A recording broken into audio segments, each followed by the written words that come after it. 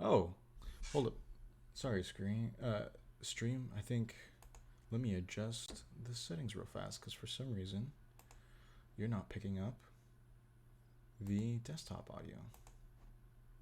Oh, are we quiet? Are we muted? They can hear you now. Cool.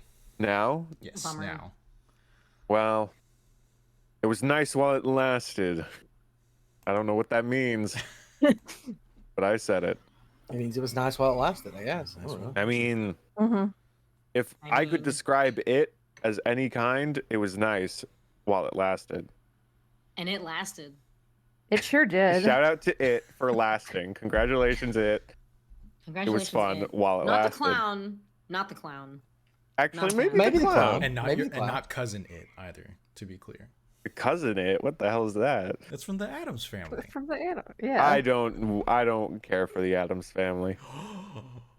That's my hot take. Remember when we did that? Remember when we used to be all about hot takes? We ran Well, out I don't of think- hot takes. I don't We've think that mellowed was a out. stream thing. I think that was just a personal thing. Like, if I I guess think for anyone so. who was unaware, when Oh, we yeah, would end yeah. Discord calls, we would for some reason Mhm. have to say Oh, a yeah. hot take while we left, And then as you sort of left. like a grenade drop and then a dash. It was a good But we- crucible of testing the friendship in those early It months. it truly I was. think, yeah, it got to a point where it was like, I think we just ran out of hot takes. My favorite is sometimes I think it would be like just Eric and I at the end, Mm. and he and I would look at each other like, should we just go?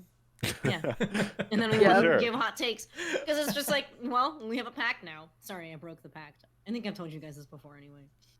I love I, that. I, love I that. was not made aware of it, so I'm calling the cops. Oh, ACAB. Yes, Even, I'm- even the hot take police. The hot take police. Those guys, we stand by the hot take police. That's the turntables. That's the turntables guarantee. It's My the boys Uh, in blue. It's like off shade of blue. It's like it's a chartreuse. Teal. That's not blue. I don't think that's blue. Which It is not. Turquoise. We'll looking go up turquoise and chartreuse. call it a day. oh, that's a It's a red, isn't it? no, it's like it's a a red. green. No, it's like Ah, a well, fuck me. Chartreuse. I yeah. spent a lot of money on art school. Uh-oh. Uh-oh. Uh-oh. Forgot This my man spent colors. lots of money on art school and doesn't even know his colors. Aaron is Oh. definitely in chat. Oh no. Anyway, welcome Aaron. to Turntables RPG. We are, in fact, if you might understand, an experimental tabletop RPG stream where every player GMs and every GM plays. We take turns at the end of every mystery, switching out the GM and telling a long form, improvised story. We are currently, if you can imagine, on the 10th episode of our series of Monster of the Week. I guess maybe you could call this the mid-season finale. That nothing special really is happening, I don't think. But I just thought that what an honor! What an honor we're all here together on the 10th episode. Okay, anyway, I'm gonna ignore chat and just keep on moving.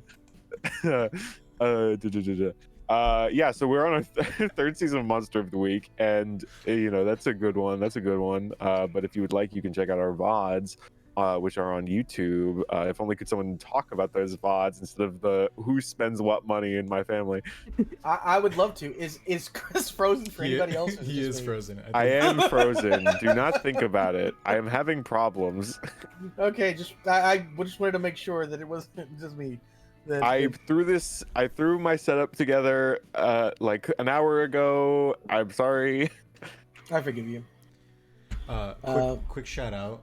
Thank you for the follow, Sundance Kid 007. Hey, Welcome. Hey. welcome in, friendo. So yeah, a lot of our VODs are on YouTube. Monster of the Week seasons 1 and 2 are both there. Season 1 being a separate thing, for the most part, but season 2 being directly related to what you're watching now. Well, not right now. I guess kind of right now because we're all in it. Yeah. Anyway, see, whatever. We also have Uncharted Worlds: Return to OE, which is our spacefaring adventure, run by our very own Eric, whom we all love. So much. There was some art done of that you could probably check out on our Twitter if you want to. Sorry, our Instagram. What's it doesn't- on our Instagram? the bust pieces for the characters should definitely be on Instagram. Well, I think you're referring to the fan art, correct, Dustin? Oh Yeah, yes, the fan art. yes, the Eric's fan friend art is on. Morgan. Yes. Mhm. Yes. Yeah, fan art is on Twitter. That was a recent thing, but yeah, you can also check out our lovely bust. But we'll tell you about the artist for that a little later on. Wink, wink. But yeah, regardless of if it's on Instagram or Twitter or wherever, you can find us at Turntables RPG, and that's where you can check out things like that. So head on over and check it again. VODs on YouTube, other things on other social media networks, and you can join our Discord where you can see us all get really jealous over food sometimes that people post in our food channel because we're all starving. Please, Perpetually hungry. Yeah. yeah, we're all always very hungry. Please send help. Thank you. Yes. Those links So I'm should always definitely be eating. in chat. What is one way that they can feed us, Saul? Yes, because the money that we I'm receive starving. That's why we're starving, is because if you'd like to support our channel, but don't want to give money to Big Daddy Bezos, I edited the script improv off the cuff. No way. Please check out our Ko-fi page. Every little bit helps pay towards artwork, upgrading the channel, and creating new content in general. If one of my colleagues would please put... Oh, perfect. Thank you, Chris. You already did that. I am so ahead of the game. But it's a great way to support us. Another great way to support us is to be using... what is it called again now, Chris? Or should I say host from Trivia Murder Party? Hey guys, I'm back. I just want to say, this is such a bad reference. If you did Very not good watch, reference because I get if it. you don't If you've know, ever played Jackbox TV Party Pack 3. yeah, I'm here. I'm hanging out. Welcome to Trivia Murder Party, the game where I kill you for playing games. Today's game is, can you subscribe with Twitch Prime? If you can't subscribe with Twitch Prime, you die. Huh? So watch Okay. out. Now it feels like yeah, we're if like you- holding up our audience. Like, yeah. put the money in the bag. Put the money in the bag. Anyway. Can you yeah, do your Joey Wheeler voice in this dub? Oh, okay. You gotta believe in the heart of the cards. I don't like It it. Thank almost you. sounds like the Andre the Giant voice, like Yes. in Princess Bride. Those two things in tandem. Oh, okay. Yeah. So anyway, so yeah. If you didn't, Okay, if you don't know, we did a trivia murder party game, Jackbox Party Pack Trivia Murder Party, and I found out that I could replicate the voice pretty okayly, and I found that very funny. And so this is the Twitch Prime bit. If you have Amazon Prime, you can connect to your Twitch account and you get a free subscription. Okay. Okay. Okay. Okay. Okay. Along with all those updates, we want to give a shout out to Patrick Costa. He drew our amazing artwork that you see on the overlay, along with the full art designs you may have caught during the pre-stream. If not, don't worry, you'll see them again during the break. You can follow him on Instagram or Twitter at PCInc_, which is in the chat. You are correct. It is in chat. I hear a frog croaking. Yeah, that's me Dope. again. Frogs! Nice. If you remember, it was like this last time too. Mm. It happens after a big rain, and it stormed hard last night. Mm. Mm. It's good You ambiance. should go out and find them. I want to hang out with them. I want to visit Kentucky and hang out with the frogs. Also, you, most of the frogs. I understand. Yeah. All right, I recognize it's my turn to say a thing, but I had a mouthful of noodle and I didn't want to be gross. Along with shouting out Patrick, we would also like to shout out the creators of some of the homebrew playbooks that we are currently playing or have played in the past. Last season, Saul was playing the Amnesiac, a playbook by Jason Burns. You can find... I tried to go out of order and it made my brain not work. I am using the Tracker by Mike Keck. You can find these two people's respective links in the chat. You can also follow Jason Burns on Twitter. His handle is JabmanB. Saul, do you have anything else to plug? I do. I was trying to hide a burp. Oh, so sorry. You're it's welcome. it's okay. I'm here to Don't help. just release it into the microphone. No, please don't. Along with plugging Jason and Mike, we also want to plug friends of the channel, The Hollowed Expanse. It is a D&D actual play stream that streams on Sunday at 1 p.m. Central. It's on twitch.tv / Aurelia with a 3. Chris has already got the link in chat because he's on top of it. However, we won't be streaming this upcoming Sunday. Hopefully, we'll be back on the 21st. But I believe the VODs are going up on YouTube on kind of a regular basis. You can just search it as The Hollowed Expanse or on YouTube with Aurelia with a 3. It's a lot of fun. I will go ahead and pass it to our handsome devil representative from Kentucky. The frog outside. Yeah. Hello, my darling. Hello. Yeah, there he is. You can hear him. Anytime that I talk, you'll be able to hear that frog probably the whole night. Two things before I even talk about myself. Number one, I'm assuming listen to what Sal says, not what is listed in the link, right? Because the link says 6 p.m. Central. Yes, I need to change that, but it is Okay. it was 1 p.m. Central. Yeah. Okay, cool.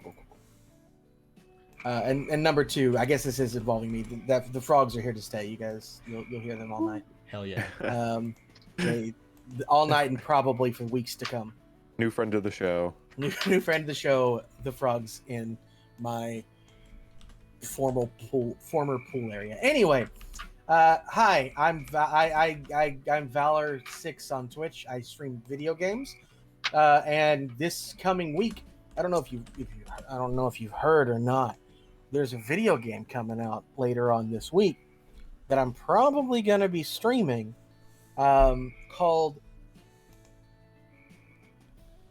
Call of Duty. No, The Legend of Zelda: Tears of the Kingdom, which I will be streaming likely at midnight on Thursday and then all day on Friday after I sleep. Hell yeah. And I'm looking forward to that. I am raising money currently to be able to go to something called Zeldathon. I forgot to mention that last week, even though Sal was like, hey, make sure you remember to mention you're raising to go to Zeldathon. I completely forgot until I was lying in bed that night and said, wait, I forgot. I am raising money to attend Zeldathon, which is a biannual charity marathon where we play through every single Zelda game. We can't say that anymore because there's too many of them. We can't play through every one of them, but we do play through a lot of them, and they do change each time. So give that a check at Zeldathon. Okay. I think we got Zeldathon.com now. It might be Zeldathon.net. I don't know if is that go to the right place? Yeah, it does. Okay, we're good. We're fine. It links automatically. Anyway, we're raising money for charity.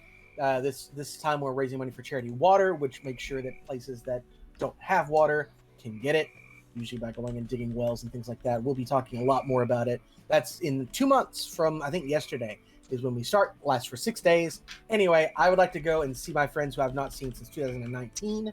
I miss them very much. And so, I'm raising money for that as I stream. Anyway, I'm going to stop talking now. Twitch.tv/Valor6. I'll see you there. Yes. Oh, and yeah, if you would like I'm bad to at- I- also I'm bad at- do other things, you could maybe give me money. If there's one thing I like, it's money. Please give money to Chris so that his Please mom give me isn't money. mad at him for wasting money on art school. I would like...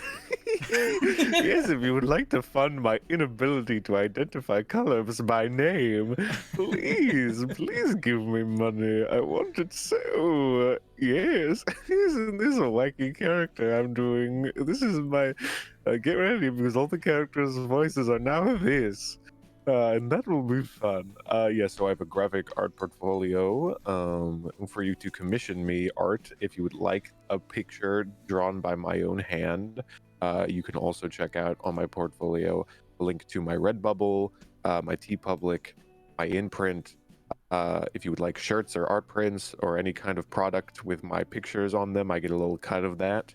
If you would like an item from that, or you can there's also a link on my portfolio to my grandmother's there's also probably a link in chat. There's also, my grandmother wrote a book, I illustrated it. It's about squirrels. If you like squirrels and books that are intended for children, though I think anyone can read them.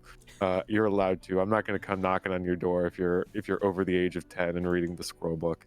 But if they're but under I the age will. of 10, But if you're under the age of 10, I'm calling the cops. If they're Chris is under the different. age of 10, I'll allow it for now. Fair enough. I'm calling the cops.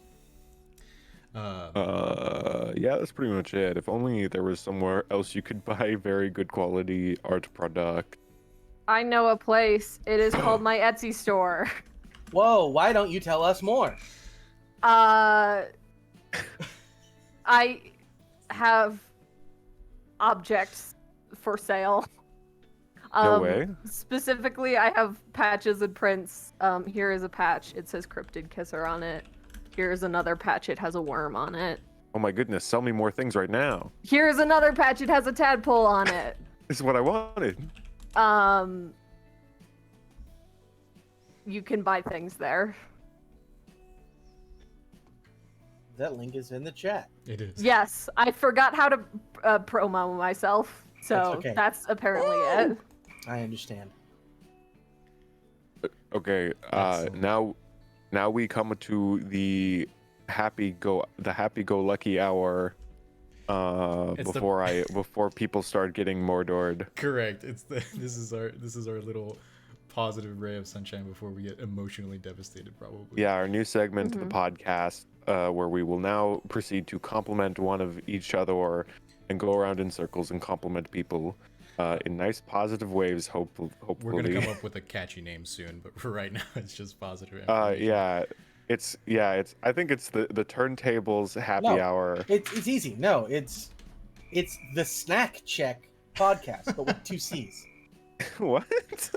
Which Because we're all- word It has It two might get C's? confusing. snacks. Like we are snacks? Yeah. I'm not a Yes. cannibal. Oh, Dusty. Well, snack like SNACC, the way that I don't like your tone. Anyway, So everybody roll a d6, and whoever's highest got goes 3. first.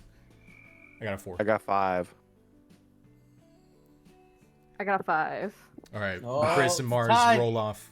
Reroll. Whoever's highest goes first. I got a 1. I got a 3. Okay, nice. good. Mars first. Mars, then Mars, Chris, myself, and then I believe. No, that doesn't matter. No, that's okay. not how. Oh, that's right, that's right. That's not how we agreed It upon was this. a popcorn. I There's rules. I brought it up and I forgot about it. I apologize. Go ahead. Yeah. Chris. So how this will work? Mars will compliment someone, and that the person who they compliment will then proceed to compliment another person until everyone has received a nice, juicy compliment.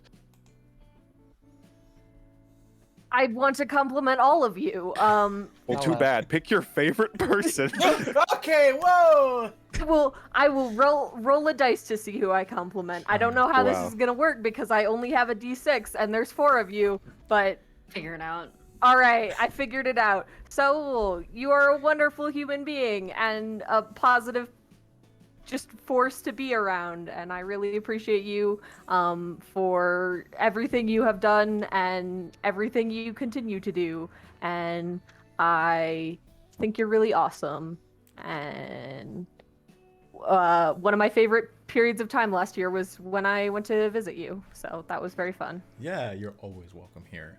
Thank you, Mars. Thank you, friend. I am going to compliment I hope I'm Masha frozen with again. something that we all noticed while you were cooking earlier. You somehow, no, not somehow. I'm positive this was intentional because you're a very intelligent person. You framed your shot like really well. Like it just like works. Oh, I'm sure Chris will come back, but I'm gonna continue anyhow. Like the way the shot is framed is kind of like it works really well cinematically because it also lines up on the rule of thirds, and I think the colors that you're using today are really well done. And I would have you as my cinematographer on a film set any day because just from these choices. Chris, I hope Chris is okay. Let's see here. But it was just something that we were all talking about while you were cooking because it was so fun. But I appreciate you a lot, and I think that you are fantastic. Oh, well, thank you. Well, I think I will probably compliment Dustin because I don't know where Chris went. I was gonna like roll for it randomly, but Let's see here. Let me. I'm trying to come up with a compliment that is not one that I've given Dustin before, because I know I've said kind things already. And I'm sure that to everyone who is watching stream, we look fucking goofy right now. I'm in Masha's box, so I was flexing. Oh, is that why you're flexing? Yeah. Good choice. That's great. Dustin, I just love the way that you Roll down. have no. What? I'm trying to come up with how to say this. Them frogs. I feel like the way that you run tabletop and play tabletop is unique to anyone that I've played with before, in that you have this special knack for for remembering little tidbits that are important to people and little things that are parts of other people's stories, and being able to put that into your own.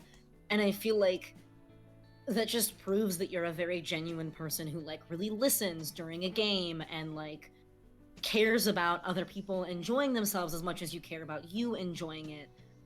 Because it's like in your mysteries especially, I have all of those moments of just like, whoa, like this is such a cool moment facilitated by someone who like cared enough to intentionally put this detail in here.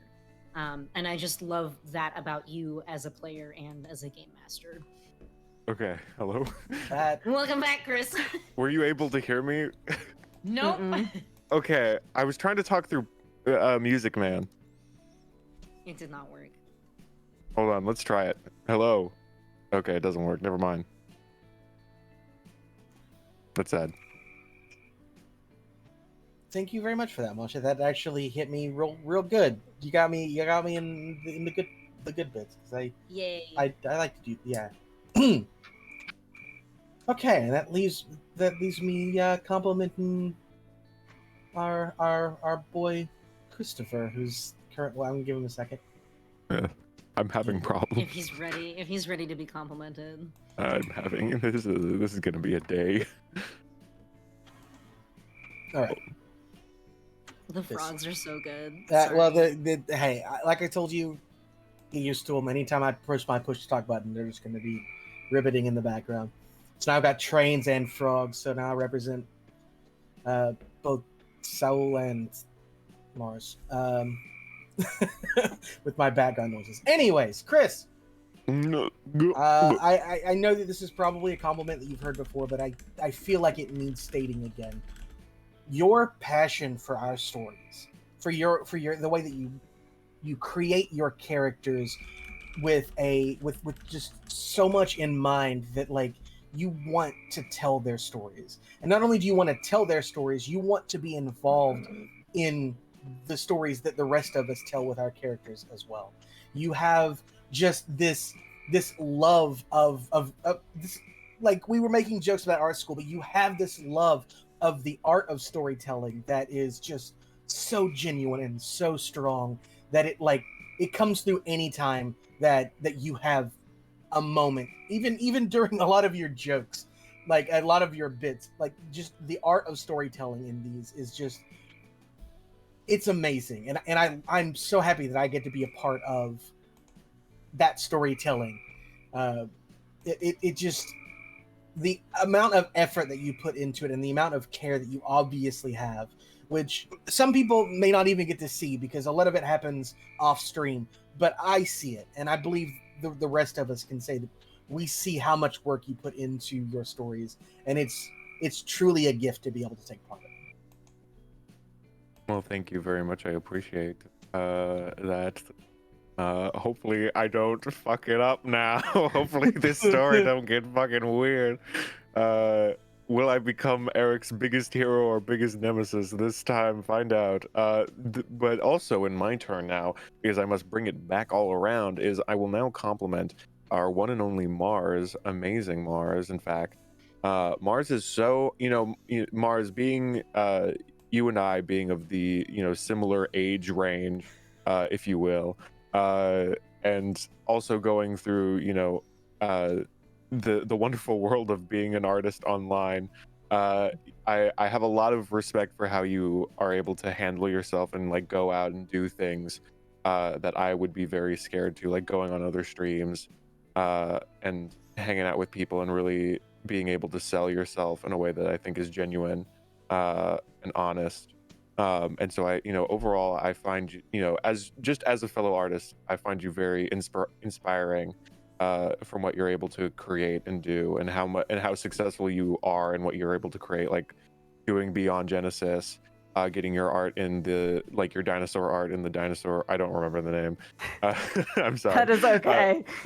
The dinosaur art in that book, like it's one of those things that's like I think is so big, and it says a lot about how great of an artist you are, and how you keep working on it, and you're just going through the process, and I really respect that about you. That is so kind of you. Thank you. Real fast, I want to redo mine for Masha because I did a joke and now I want to do a wholesome one. If that's okay. I just want to, if that's okay. Masha, I think one of my sincerest hopes for everyone who's watching right now is, one, if they ever get to meet you, I think it would be a wonderful experience in general, but I do hope that they find someone in their lives that is so as a stalwart friend as you are. I think that within our group of friends, within Turntables itself, you're one of the beating hearts that like holds us together, keeps us together, and kind of like brings us together when we spend so much time apart. It's like so easy for you to fuse us all together and bring us together. And I like, that's such a wonderful and beautiful trait to have as a person and as a friend. And I want you to know that I, as a friend, value you and appreciate you, and I'm positive everyone else does as well. So thank you. You're gonna make me cry. Wow, that is so kind. Got you. And then here at the end, we also want to really quickly shout out our friend, lovely friend, and co-producer, Longtime friend of the show, longtime friend of the show, Eric, as well. I think he just left to do his job and stuff like that. But like, what a thing that he just like hops on, to hang out with us, even though he can't hear us or anything of that nature, but to just see our faces and things of that nature. Eric, we love you very much, and I appreciate you so much. We should get coffee this weekend or sometime soon because I miss you, guy. Yeah, Eric, when are we getting coffee? Actually, Yeah, Eric, when are we gonna get coffee? Eric, you've never Fly invited to me out to California coffee. so we can Actually, get coffee. Like, Come let's on, just, man. Eric, it's time. I don't even drink coffee, but I'll drink coffee if you show up. Eric, after all we've been through together, for you not to invite me to coffee, I just appreciate you so much, and that's why it hurts. Anyway, goodness gracious, I do comedy to destroy tension. Let us now move forward on to that, into the abyss, shall we say? Call it pulling a Spider-Man. Yes, I am actually Spider-Man. Damn. It's like there's like Chad memes where it's like, I'm literally Batman. Okay, the reaction of that Sorry. means I did not. No one got the reference. You were trying to do the Chad meme, but when I was just thinking about like the guy who's standing in the corner crying. He's like, they don't even know that I'm Batman or something like that. Like, that's what. It's that vibe. Anyway, okay. I do actually have an intro. And so it's gonna get this one might be a little weird, but we'll see how it goes. Cool. So, oh my god, I was not ready for that. No, I need to get into the mind space. I've had a very active day. I drove 2 hours. I had 2 exams. It was a lot. So I need to, and I'm in a silly, goofy mood now that I'm with all my loving friends. Time to talk about murder and death. It's time to talk about murder. Actually, this intro is gonna get fucked. Anyway, cool. Oh boy. We're thin. We've been spending so much time with our little buddies, the Fogwell crew, but I think we can all agree we've been missing a certain member of the team, our good buddy Philip, who is out in the middle of the woods. As we zoom in through the fog and the trees of Fogwell, the Zorba County, it's almost as we transport into this other magical part of this forest, where we found Philip during the first mystery. He has come back to this place, this mirror-like surface, that is emitting the fog in the forest. As he stares into it, reflections, lights flashing, images of fire screaming. He floats in place with his legs crossed, staring down to it. We see our lovely friend, the captain, limp over to him and says, I'm gonna have to do the captain's voice. It's gonna be hard for me to distinguish these two because my pirate voice sounds eerily like my Scottish voice. It's all gonna start mixing together, but we'll figure it out together. We see the captain limps over to Philip and says, what do you think you're trying to find here? You've been staring at it for hours. You're not gonna get what you want. And Philip stares down. I'm just trying to find answers. Why here? Why now? Every time I find myself awake, something terrible happens. And I was hoping maybe that something here would give me some kind of closure. And the captain shakes his head and goes, things just aren't simple like that. You're not gonna, it's pointless. You're wasting your time. Philip, leave here. The thing going on with this well is too dangerous. I've been watching this for years, and even I don't fully understand what's going on.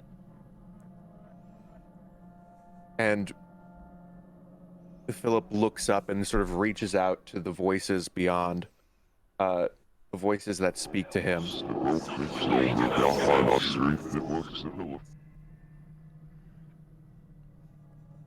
And Philip turns to the captain and says,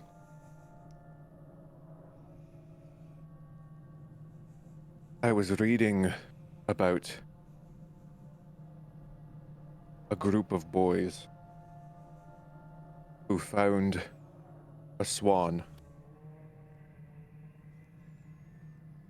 A swan just protecting her eggs.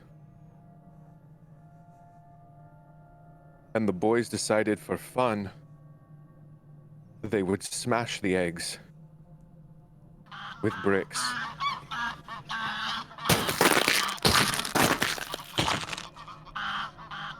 The swan could do nothing but watch in horror. The boys succeeded in their game, and the swan was found later, dead from a broken heart. I wish I could have that solace of watching those around me dying non-stop and having that release. Those boys did that act as a game. I imagine what men can do when it's no longer a game to them. When it's really about hurting someone.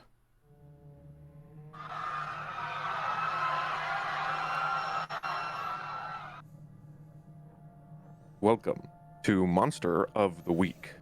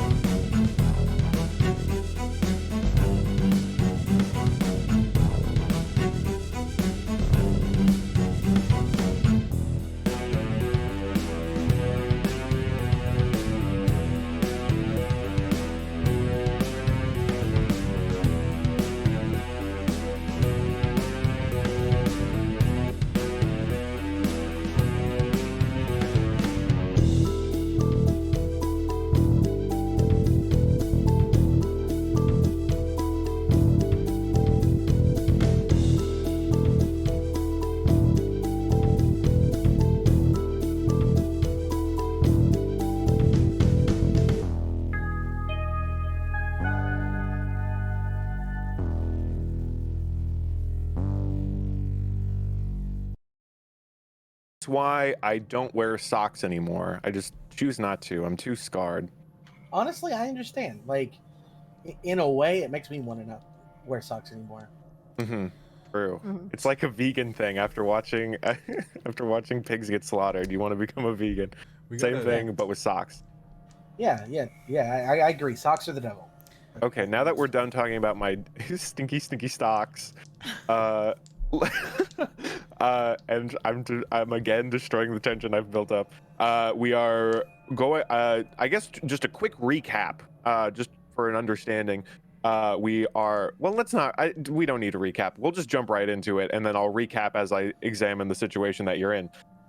You guys are at the Rivendale Commune, run by Boromir Stephen and his father Danny Stevens.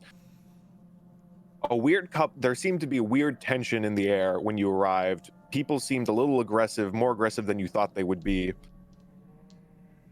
And now that is accumulated into one man dead with an axe in his back, and the supposed murderer, Big Bill, who has been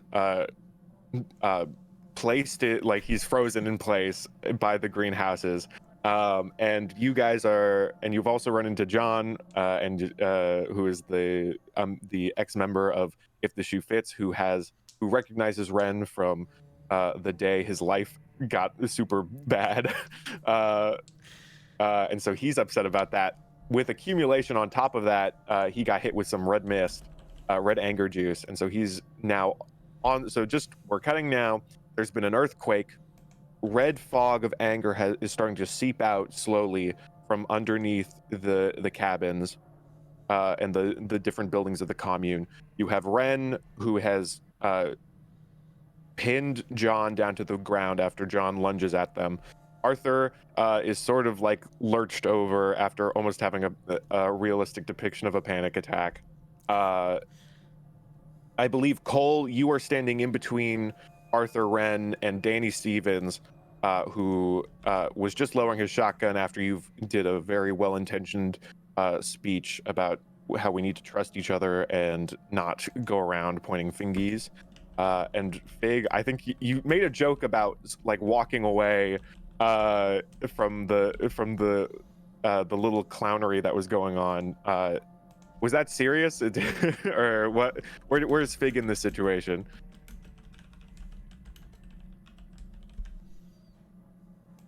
Where is Fig in this situation? Yes. So everyone's a out good on the question. porch. Yeah. You made a joke about like walking away and hoping people would like follow you. Yeah, I'm trying to like, let me pull up the notes to see like where I was. I don't know if there was No, I like to like jog my memory. I'm pretty sure I think Fig was like, all right, I'm gonna start walking away from this cabin Okay. and just kind of casually be like, right, well, there's far too much happening here, so I'm gonna start mobilizing elsewhere. Okay, so you were walking away from the cabin when this new earthquake hit and caused the explosion of the generator, which then also, the earthquake also led to the seeping of red mist. I am going to there's going to be a quick moment to act before anything really gets super bad. Like, this mist isn't moving quickly; it's moving like a fog, kind of slowly towards you. Yeah, we are in this situation. What do you guys want to do? I have a sword. Yeah, I have a gun. Cool, yeah. And my axe. Yeah. The fog. We have to get away from it. If you stand in the fog, it's going to affect your mind. It's going to make you irrationally angry over any little thing and drive you to violence. We have to get away from it. Question for the keeper. Yes. You said that the fog is coming from. Is it just coming from underneath Danny's cabin, or is it coming from all the foundations of all the cabins? All the cabins. Fuck. Okay. Cool. Can you paint me a little picture of like? Okay, let me get my paintbrush. Oh no, just don't ask him to identify any colors. Okay, oh, I'm actually out of paintbrush. Okay, that makes the bit really funny. No, but I mean like, all right. So we've got like series of cabins, and then like in some direction there is the like generator that just exploded. And then I assume there's a way to leave, like Okay, a okay. road out of here. Like I just want to spatially orient myself so that I can be Imagine like, an let's egg, if you go will. this way. Okay, you got it, No. boss. I'm there. No, okay, so basically the commune is this this fenced area. So Right. and Danny's at the very end of this fenced area, and on the opposite side down this dirt path is the parking lot. But also we were told that the tires on all those are slashed. Is the parking lot near the exit, or it's the opposite side of the exit? So yeah, so the exit and the parking lot are the same thing. Like they're so you Okay. have Danny's cabin, and on the exact opposite side of the commune is this exit, and along this dirt path are the cabins. So you have the barracks and the greenhouses that are the closest to Danny's cabin, and then you have other housing, like because they mentioned Molly has her own house, and Boromir and Aramir have their own little place that they stay in. And then the barn is also close to the exit. Okay.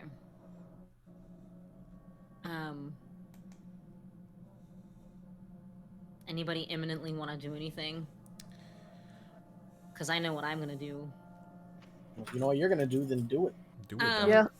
Yeah. Masha doesn't know, so she's going to say, Fig is gonna look around as this mist begins to seep out from underneath all these cabins and try to determine her best course of action. Perhaps the best way to protect some victims, and also perhaps the best way out of this situation. Quite. If only there was such a move. If only there was a way to do that. It'd be broken. Yes, please roll Okay. read a bad situation, if you will. You got it. I rolled a 10 plus 3 is 13. Hot dang. That's a good roll. That's a big one. Yeah. And I think with read a bad situation, rolling a complete success is 3 questions, right? Yes. Yes. I don't have my books on me.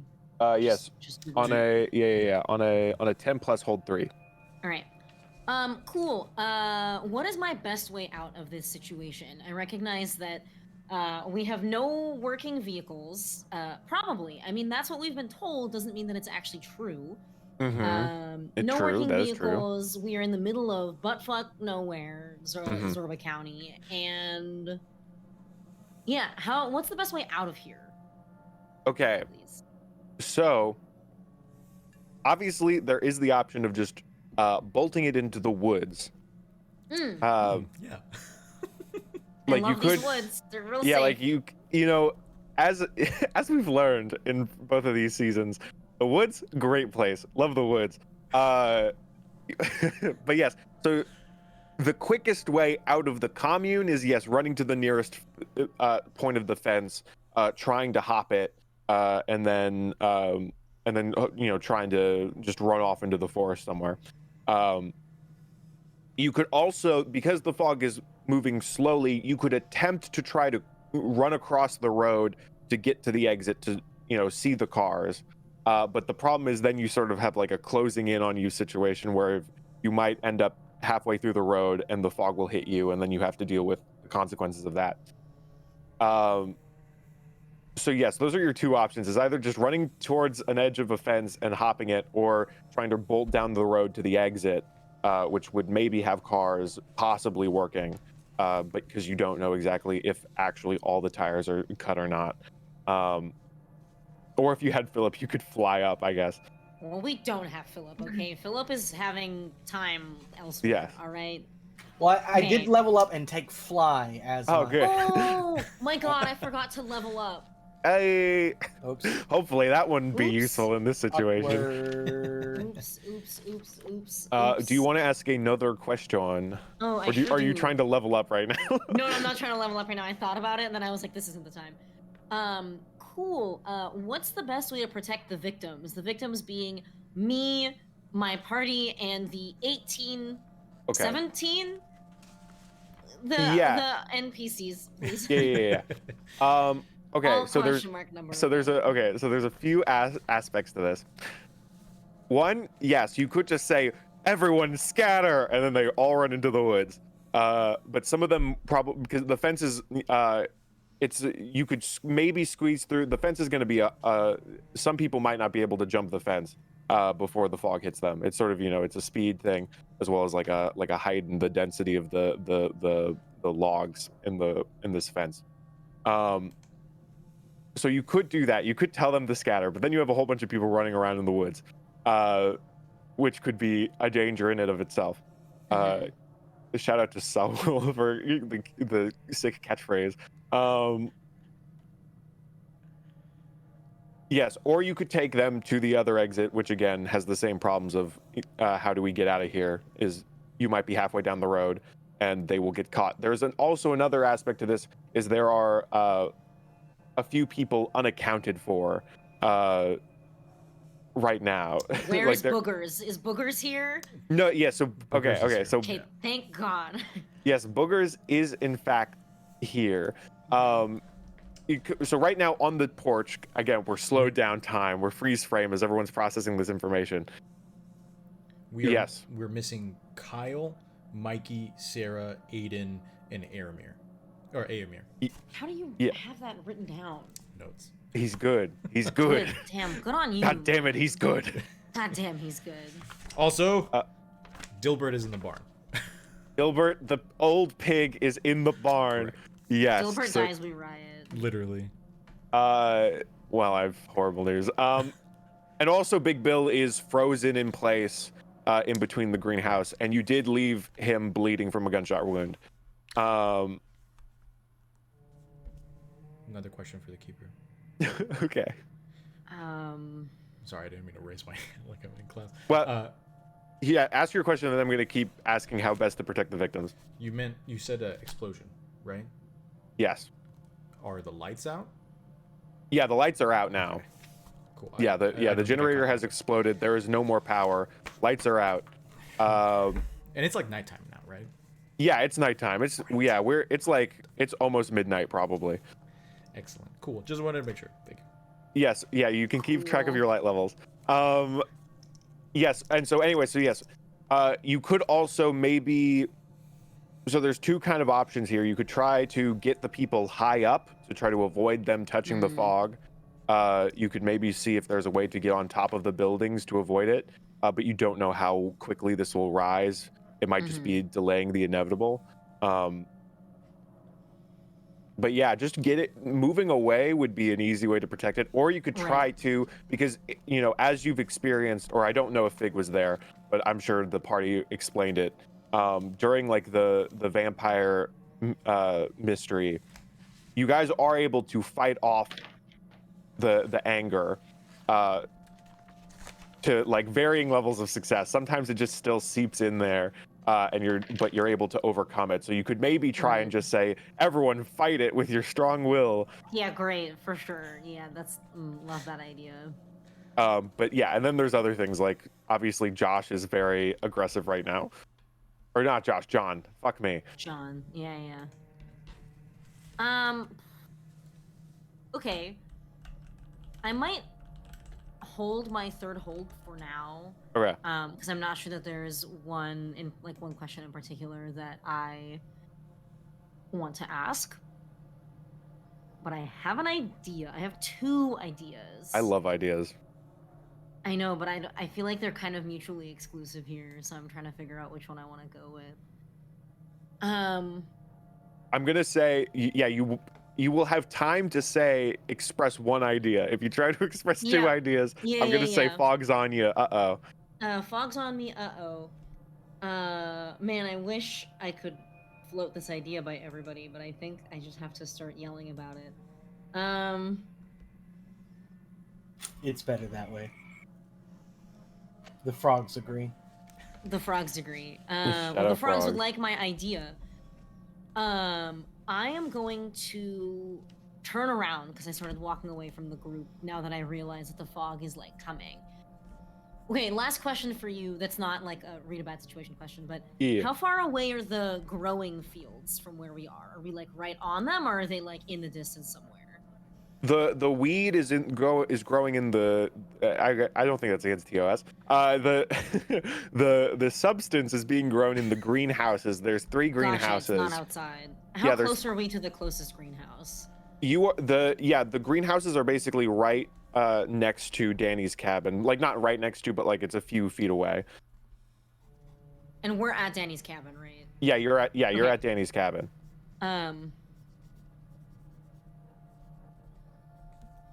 This feels like a kind of insane idea. Okay. Okay, is Danny's here, right? Yes, Danny's here. He has just lowered his shotgun after he was about to shoot your friends. Right. All right. Well, I have an idea, and I think that if the car's tires really are slashed and we try to make it to the parking lot to get out of here, we're gonna get caught up by the fog. So we gotta find a way to stay here and keep the fog away from all of us. Now, my thought is this plant that y'all are growing here requires a lot of water, right? Is there a system, like a hose you can hook up real quick to have it rain real hard on us out here or rain on us while we're in the greenhouse? Because I can't imagine that the fog could permeate like a heavy downpour.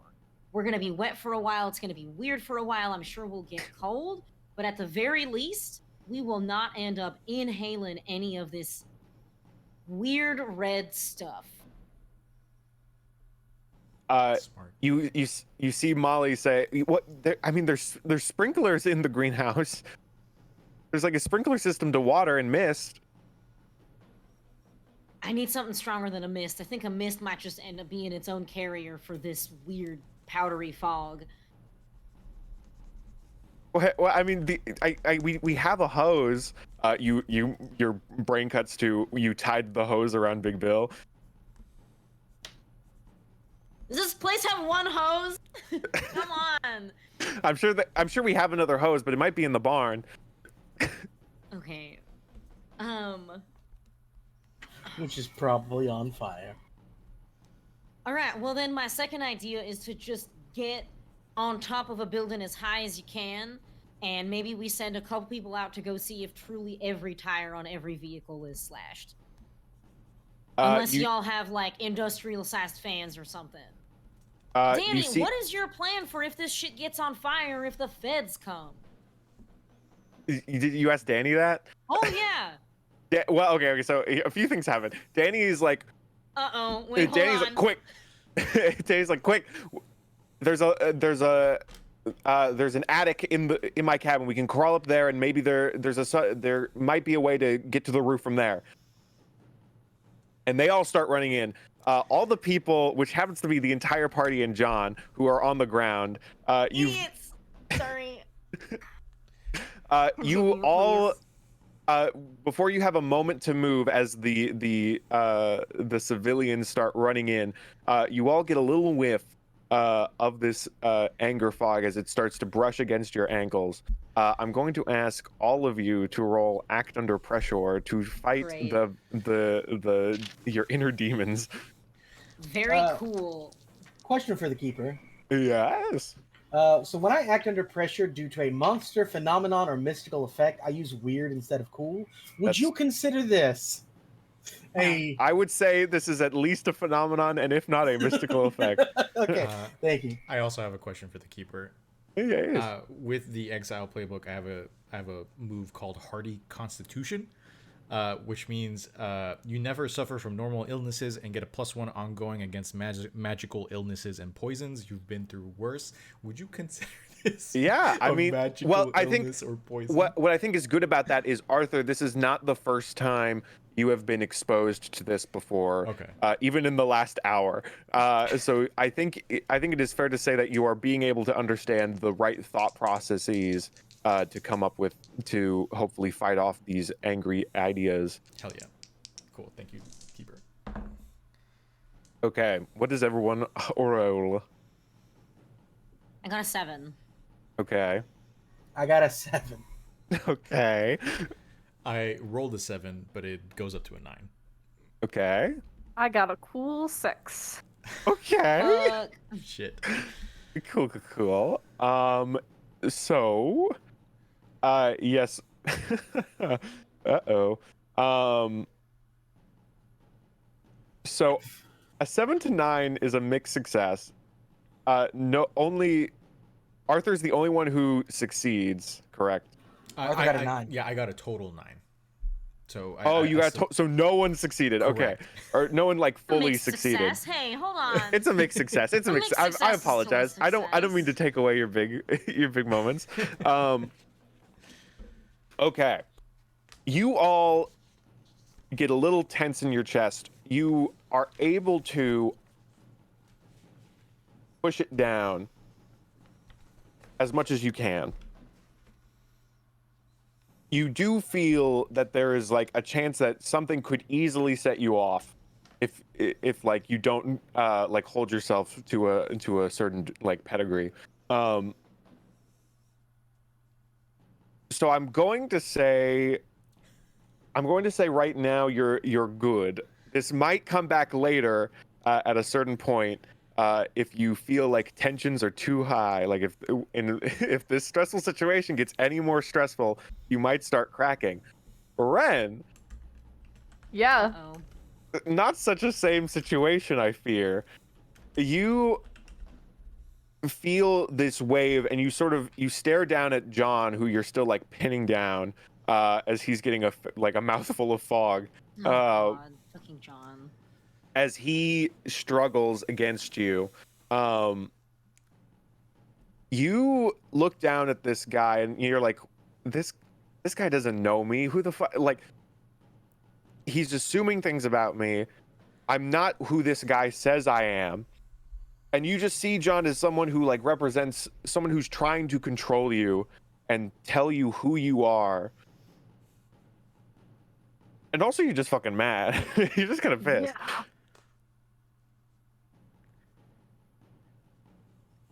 So yeah.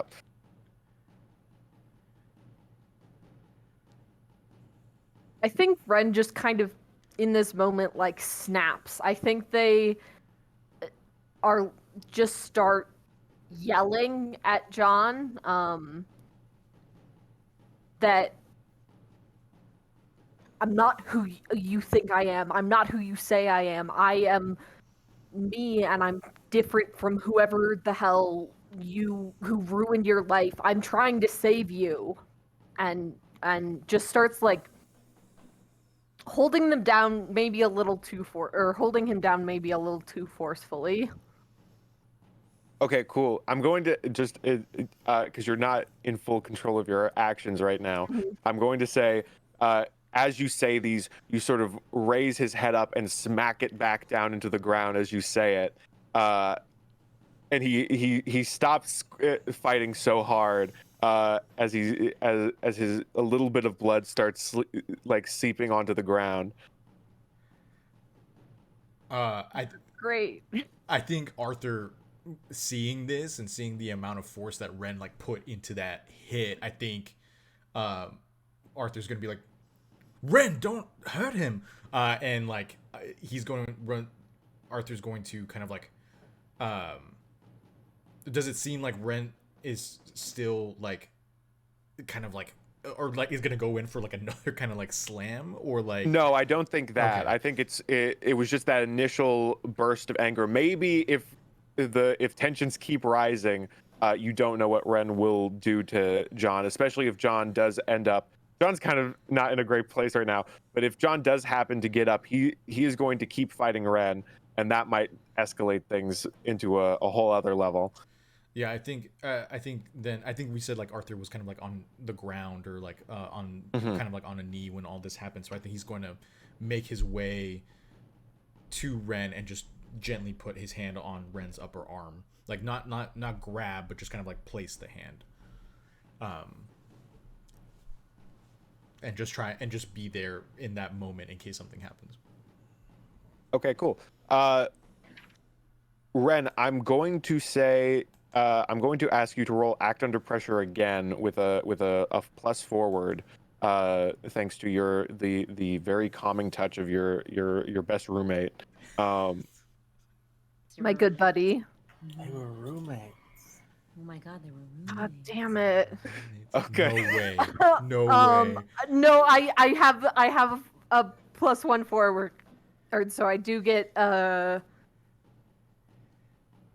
7. +1 +2. Whatever the hell that 7. is. That's 7, 7. Okay, yes. cool, perfect. I rolled a 3 and a 1 though. You scared me. You scared me. I was spooked. Oh, goodness. Yes, Ren, you are now in a very similar situation to your teammates now, where you feel yourself, you feel the like almost slightly feel the pulse of Arthur as he's like touching your shoulder, and your heartbeat sort of slows down to that pace, and you come into clarity at what you're doing. You do know it's a similar situation like with everyone else, where if something really does happen that really stresses you out, like if you get into combat, you might start losing a little bit of control again. Cool. Arthur's just gonna be like, you're okay. It's okay. We're gonna get him someplace else, and you're okay. And I think Ren just nods. Arthur's gonna turn to Fig, and I think he's gonna say, "What the fuck did we do about?"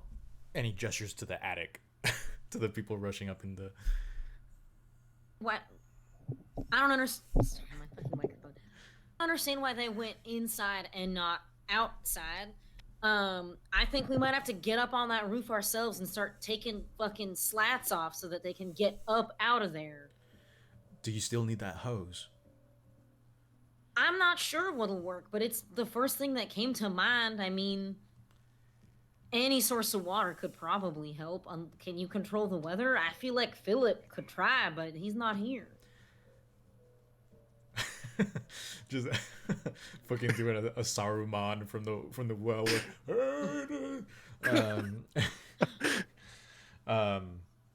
That is sort of if yeah, Saruman I mean- like do it, like controlling the orb is very much what Philip's doing right now. I always think that Fig has cool, and she just doesn't. So. I don't know who has the. I think it's probably Cole who has the Probably most cool. Cole has the Probably. highest Cole, cool, yeah. Are you sure about that? Is it Is me? yours 0 also? Because when I look over and see a -1 cool, I'm like, Oh, boy. I hope. The thing is, I've got the thing that lets me use weird instead of Oh, cool that's when right. involving Mhm. things.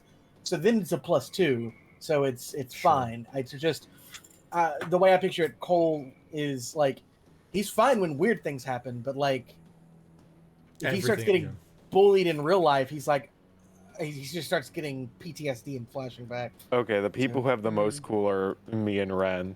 Cool. Y'all have +2. Ren is busy right now. Yeah, so. too. Ren is having a bad time. Yeah, which is Yeah, funny because alright. Ren's the one who failed the rolls. Okay. That's good. Well, I'm gonna go to the greenhouse and turn on whatever water source is in there and see if that's beneficial in some way. I don't know if one of us wants to check on the vehicles.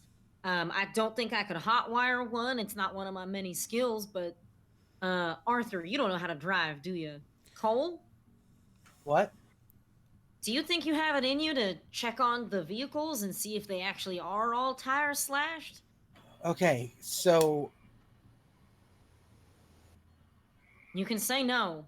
I think that it may be best for Ren to do that. Because I'm sorry, Ren, but you just almost killed this man by slamming his head into the ground.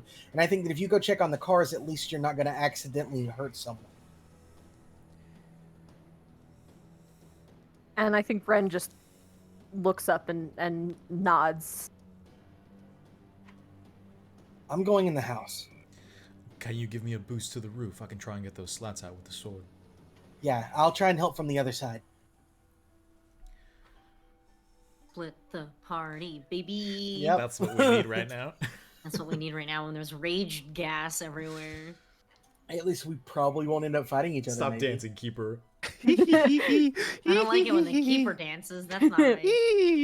Stop it. You stop Okay. that. Stop If- that, you. If the two of you encounter anything that you can't handle, Fig, fire off a shot. Ren, cast some magic. Then we'll know Well. that they need help. All right. And I'm gonna open the door to the go to the greenhouse and go in and see if what the fucking hydration situation is in there. Mm-hmm. Cool. Yeah, you. Yeah. Oh, boy. Yeah, you enter. Yeah, Chris, I hope you studied hydroponics before the session tonight. Okay, so Fig, you enter the greenhouse of weed, of personal indoor chemicals. Yeah, there's some plants here. There's like you can see a sprinkler system. Okay. There's like a watering bucket, if you will. Okay, There's some I love a nice rich bucket. soil. Okay. There's How's it smell in here? Smell good? I mean depends if you like the smell of weed. Yeah, it smells fucking great. If you don't like the smell of weed, probably not gonna have a good time. Yeah, valid. Cool. I'm gonna find the sprinkler turn on valve. Because that's probably gonna be connected to some kind of like main water source. Yeah. You see, you see the little turning valve. It has a little lever on it above it that sort of says like misting, like spraying. Spraying, please. Okay, cool. So you set it to spraying. It's sort of like a sprinkler system that's going on right now once you turn it on.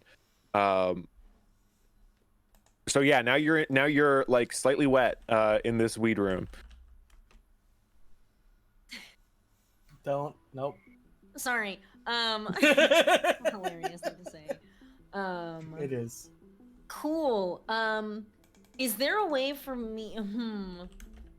Can someone else go? I gotta work through this in my head. All right, I gotta come back. I did want to say before Ren takes off, I think Arthur's gonna take their hand real fast, and he's gonna say, "You say the word. You send a word, and I'll come running. Okay?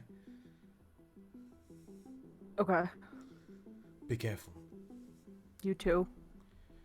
And he'll turn back to the house to try and get a boost from Cole to get up on the roof. Like so many scenes in The Last of Us, you will now. Sorry, I've been playing The Last of Us, and there's just so many scenes of just let me boost you up, and it always works and always goes well. I would be cramping so bad if I was in the fungal apocalypse. Okay, Arthur, so Cole, are you going to boost Arthur onto the roof? Yeah, I guess, are you doing that? Yeah, sounds good. If he says no, I'm gonna use how his mean body do I want to anyway. be? How mean do I want to be? Yeah, I guess act under pressure. I guess I'll ask you to act under pressure to boost this guy up. Cool. The -1. Arthur's a weird guy. Can that count towards? Can he use his? Oh yeah, this is not sort of a weird phenomenon you're dealing with. This is a very mundane phenomenon. Yeah, I know. Yep, it sure is. There's a train now. Train and frog. Let's go. Frog train. Frog train. Frog train. I want to ride the frog train.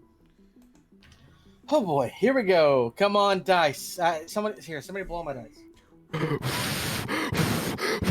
Thank you all very much. All right. Here we go. Clipped. Can we unblow the dice? Because I think that was too much. What? That was good. That was a funny bit. That was a good one. Clip that. Make that the top clip. I think Chris's voice acting demo reel needs to be put down by that. All right, so I'm gonna go ahead and mark experience. No. I rolled 4. Okay, so there's no even helping you. I was gonna maybe suggest Arthur helps out, but okay. Cool. Cole gets in his ready position. How do you run up? Do you run into him as he like bolts you up? Yeah, I think the way Arthur would approach it is like there is somewhat of a like not necessarily a running start, but there is a little bit of momentum, right? He puts a hand on Cole's shoulder, like, you know, momentum, hand on Cole's shoulder, foot on the hands, and like full on expecting Cole to be bracing his hands, puts his weight to launch himself to grab onto the edge of the roof. I feel like Arthur has done this with Rin many times, and so like Yeah, You- Cole, Arthur comes running at you and he steps on your hands. Arthur is much heavier than you thought he was going to be. And your fingers instantly give way, and you fall forward, and you both sort of like comedically bonk your heads on each other, and fall back. I'm going to say, I won't give you harm for that. That's kind of a dick move, but I really kind of considered it for a moment. But you guys are now on the floor, the grassy floor, after knocking your heads. Did Booger see it? No, Boogers did not see it. Damn. Boogers is actively running for her life. Okay. Oh, So yeah, you guys are now on the floor, fuck. Maybe. and Cole, your fingies kind of are hurt. I think he's hurt. Oh, maybe Ren should have stayed to help.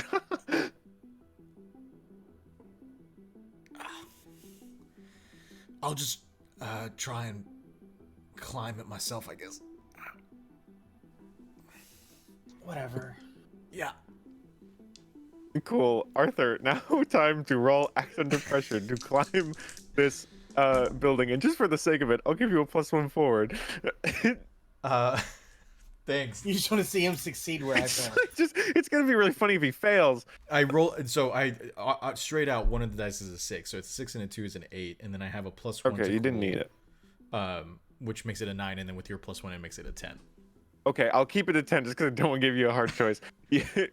Arthur, you're able to, with your head clear now, you're able to find a window sill to like stick your foot on and sort of help boost you up and grab the edge. And at a certain point, the gutter you grab onto kind of feels a little shaky a bit, but you're able to grab onto like a firm enough part to pull yourself up onto the roof. Cool. And you feel like your lungs like ease a little bit with appreciation as you've left the anger fog on the ground. Okay. He'll just call down to Cole and say, "It is clearer up here." Good, then start finding something to help people. What kind of roof are we dealing with here, Keeper? Is it slats? Could I take my sword and kind of like start trying to crowbar? Yeah, you can certainly start doing that to start like lifting up some of the slatted roof. Cool. Then I'll do that while and pass Cool. it to I'm not gonna make you roll for that as we Thank you. move on to Ren. Ren, you're trying to get to the parking lot. Yes. Cool. Ren, as you run down the dirt road, you start to see a glow of fire appear. I have fire sounds, yes. As it sort of, you see the fence that is lining the commune slowly starts getting caught on fire from the explosion of the gas. It's very slowly spreading around. You can determine that probably in a few, maybe like a few minutes, almost maybe even an hour, the entire commune is going to be surrounded by this fire fence.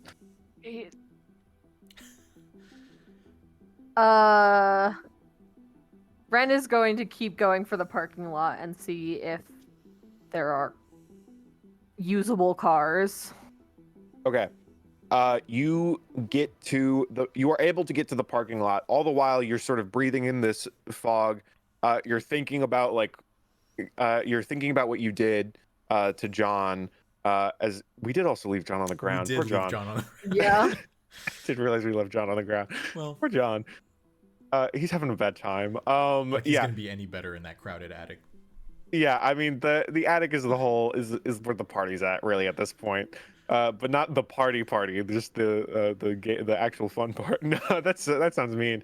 Damn. Anyway, so Ren, you are able to get to the parking lot. You still feel this sort of tension in your chest as you're sort of like trying to figure out how much of it you're trying to reconcile with, like how much of this was you in this moment. Like, are these your actual true feelings? Or is this just like the fog inventing things in your mind as you sort of shake that off as you reach to the parking lot and you see all these cars.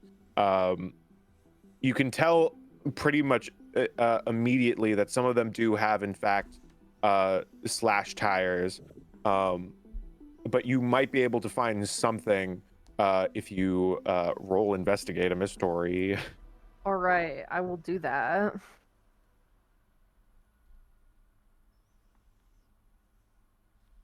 That's a 7. Okay, cool. Hold 1, I believe.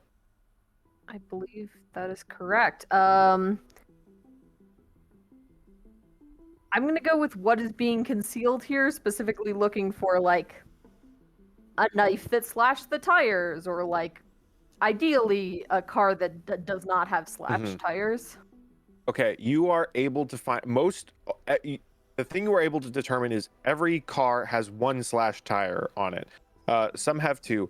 You know, you go to Cole Van Helsing's Cole Van Helsing, and find that one of the tires is slashed. But as you're looking around, in the back of a pickup truck, with painted on it is the image of actual Rivendale from Lord of the Rings, like spray painted on the side of this pickup truck. Hell yeah. You are able to find in the trunk of that truck is a spare tire that you believe might be able to work with one of the cars and even maybe Cole's van. You are not able to find a weapon. You are somewhat able to conclude that that it was either done with like some kind of pocket knife or something along those lines. Ren's gonna go to work trying to change a tire, I guess. Okay, whatever cool. whatever the biggest car that can that this tire would fit on, whether that's the pickup truck or Cole's van or some other car. Just the one that could fit the most people. Cool. I'm gonna say we'll say Cole Van Helsing. That's not what it was. I got it wrong. I had it's to kind get of it wrong hard to at some say it point. off the cuff, ain't it? Huh? It's Cole Van Helsing's Cole Van Helsing. Okay. I've made up, and I will cry about this later. Cool. Ren, have you ever changed a tire before? I think Ren has probably changed a tire, but it was before Apophis. It was pre-Apophis, so it has Ooh, been that's a fun. hot second. Okay, so 20 plus years Yeah. since you changed a tire. Yeah, cool. Chris, I'm have you gonna changed your tire? No. Would you like to know how to change it? No. Okay, just for the sake of it. I'd rather just die. Okay. When my car breaks, YouTube exists. That's fine. when I pop a tire, I'm just gonna die. I'll just walk. No, I'll walk into the woods randomly. Just buy a new car. This At that one's point, busted. yeah. I'm sorry. Okay, cool. No. This is gonna be hard to explain for me who doesn't know how to change a tire, because you have the thing that lifts the car. The jack, yes. The jack. Cool. Does Cole have a car jack in the back of Cole Van Helsing? Absolutely. Yeah. Okay, cool. Yeah. So you're able to get that. You have all the tools you need to change the tire. Time to roll act under pressure. All right. That's the catch-all roll for doing anything in this game. It's Cole Van Helsing's Cole Van Helsing. Right? God Yeah. damn it! Yes. Why can't I roll anything good? My lord. You're gonna That's a level up like crazy. That's a fucking 6. Okay, cool. Good job, Ren. Ren, as you're getting How many ready. experience points is this in one session for you, This- Mars? yeah. So far, it's 2. two. Oh, Okay. okay, that's good. That's not We've had bad. worse happen. Yeah. Season But 1. we're only like an hour in. Well, with season 1, the fact that like Anne teleported so much Yeah. led to a lot of failed rolls, just from the sheer amount of it that we relied on it. It does honestly. Anne right now in this situation would be very overpowered. Just being able to teleport everyone away. Well, it's harder to teleport people, but Anne could probably go get help.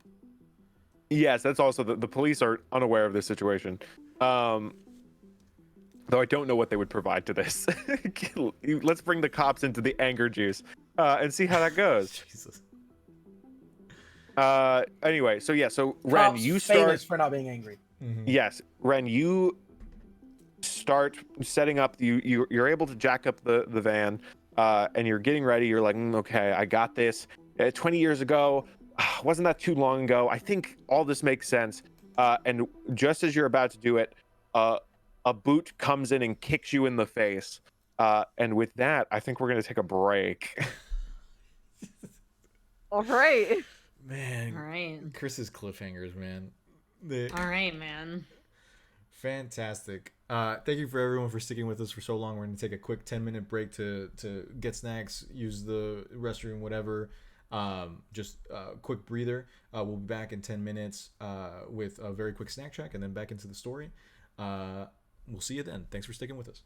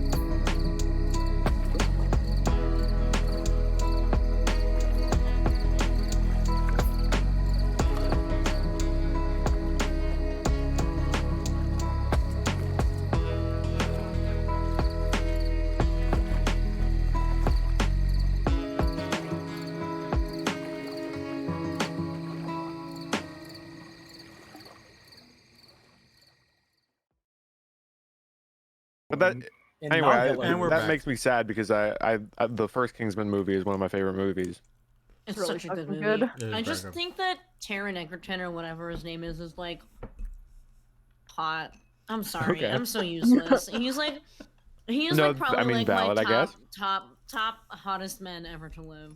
That's okay. He's Hey, up there. He's not like the number one, but Shout no, out that I'm British the boy. number one. What do you think, obviously, chat? but- What do you think, chat? Do you think Taron Egerton is the hottest man alive, or would you not let him over for dinner? you can let someone over for dinner without thinking they're the hottest person alive. No, I've had, I only invite the I've hottest had- people over to dinner. I'm I've had sorry. plenty of ugly people over for dinner. Am I doing it wrong? Damn. No, well, no. So sorry if I've never invited you over for dinner. You know my opinion. Is this why you haven't met any of us? Are we not hot enough for you? You're like, oh, I could have. I have such high standards. But like, Masha's like a 6, and I don't know. I only hang out with 8s and above. Like, I have such high standards. But That's valid. But if in a way we are all having dinner right now, as we are consuming our good fruitful snacks. oh my god. But you're truly, so you are good. all the hottest people I know. So please tell me, hot Aw. people, what are you putting in your mouths? Good save. Good save. Good save. I actually just finished my snack. I had some roasted / salted pistachios. That was very nice. Nice. I had, and will continue to eat, some chicken breasts that I cooked earlier. It's seasoned, don't worry, but it will look like I'm just eating unflavored chicken breast as if I was a bodybuilder. And then I'm having a chamomile tea. Hell yeah. Dustin, what's your snack? That was a good Strange. noise. That brings me so much joy. It's here. I have a tin of pretzel bites Ooh. No here way. that I Hell like. yeah. Are they soft, hard? They're soft shell. They're soft shell. Okay, Soft okay. shell? Not soft shell. It's not tacos. Soft shell pretzels. Yeah. No, they are soft pretzels, and they're I good like little- I like a crunchy outside and a gooey inside on my pretzel. I like my pretzels medium rare. Anyway, Anyway, that's what I'm having, and then I have the Gatorade. I have Mars. chocolate covered gummy bears, which is also my dinner because I forgot to go to the dining hall before it closed. okay. Chocolate covered gummy bears are like S tier sugar snack. I haven't had them in forever. I've never had them before. They don't I also sound have this. like they I make love sense to me. Arizona. Yeah. Arizona iced tea, is it still 99 cents after all this No, time? it's $1.50 now. God damn it, that stupid well, at least fuck. at my local 7-Eleven. But sometimes they do deals that are 2 for $2, and it's basically like they're 99 cents again. It was I miss it. $1.75 at the vending machine, and I was This like, economy "This is nowadays, highway goddamn. robbery." I hate this economy. In this $1.05 or $1.50 Arizona iced teas in this economy? Jeez. I know that's like a whole hour's worth of wages for me. It's not. Jesus Christ. Okay. It's not. Those unpaid internships are really hard. Yeah. Anyway, team. Dogs don't have a lot of money, all right? Like, they do what they can. They pick up coins off the sidewalk in their little mouths, and then when you give them their vaccines, they just go, bleh! They spit whatever coins they found into your hands, and it, like, Coin. it's almost not worth, like, the amount of money, like, the amount of time, sorry, that it takes to wash it off. So then you're, like, using a lot of water and soap, because, like, some of these dog mouths are, like, full of bacteria, and they're really nasty. But the dogs watch you do it, and it's, like, really embarrassing if you don't wash them, because then they get, like, dry and stinky and sticky, and I'm gonna stop Yeah. talking. Holy Yeah, shit, the sticky Chris, dog mouths? take it away. Yeah. No, Anyway, if you would just like to participate in this fun snack talk that really gets you hungry, join our Discord, where you can see other people who have much better snacks than sticky dog mouths. Cool, I guess. Does anyone have anything else we want to say before we jump back into good old times? Yeah, if you need to wash coins from dog mouths, the easiest way to do it is to get like a tub and just fill it with water and soap, and then just use it multiple times, because it helps you to save on soap. It's so true. Mhm. Okay. Now, Masha, Fig, you are Yeah. you are wet in the weed room. Yep. What are you up to? Okay. So they're set to spray right now, right? Are there like a lot of them? There's like, Are they like imagine long? it like Are there's. they long strands? It's like it's one of those things where it's just it's gonna be weird to quantify this, but you have like 3 kind of like areas for dirt to pat. Like I don't know what they're called. Like shelves of dirt. You know what I'm saying? Like where they're planting the weed. And so you walk between and there's like 2 ways to walk, and there's like a center kind of island where they're growing it, and then there's 2 things on the side of the greenhouse. And you're in like the back of the greenhouse turning on the sprinkler. Are they detachable? Can I take them with me? You take the weed or the sprinklers? Those Weed is, I mean, I sprinklers. guess you could pluck it. It's pretty detachable. Yeah, I'm just gonna put the whole plant in my pocket. Well, you wouldn't want that. You just want the buds. I don't know how you harvest weed. I don't know either. No one's ever Isn't asked this me funny to- that I decided to do this? Well, I bet you didn't think that this would be the topic of conversation. Right? This and changing a tire. These are both really important life skills that they didn't teach you in art school. So we're teaching you now. Thank you. So through true. Tabletop. All right. Yeah. You don't need to sit down and take a class. You don't need to sit down and watch a YouTube video of like a bearded man telling you how to go through your life. I don't know where I'm coming from with this. in the next, yeah. You gotta in the- watch in- some tabletop stream where So they... okay, so you're asking about taking down the sprinklers. Yes. Can I? The like, sprinklers bring them with me are. outside at all?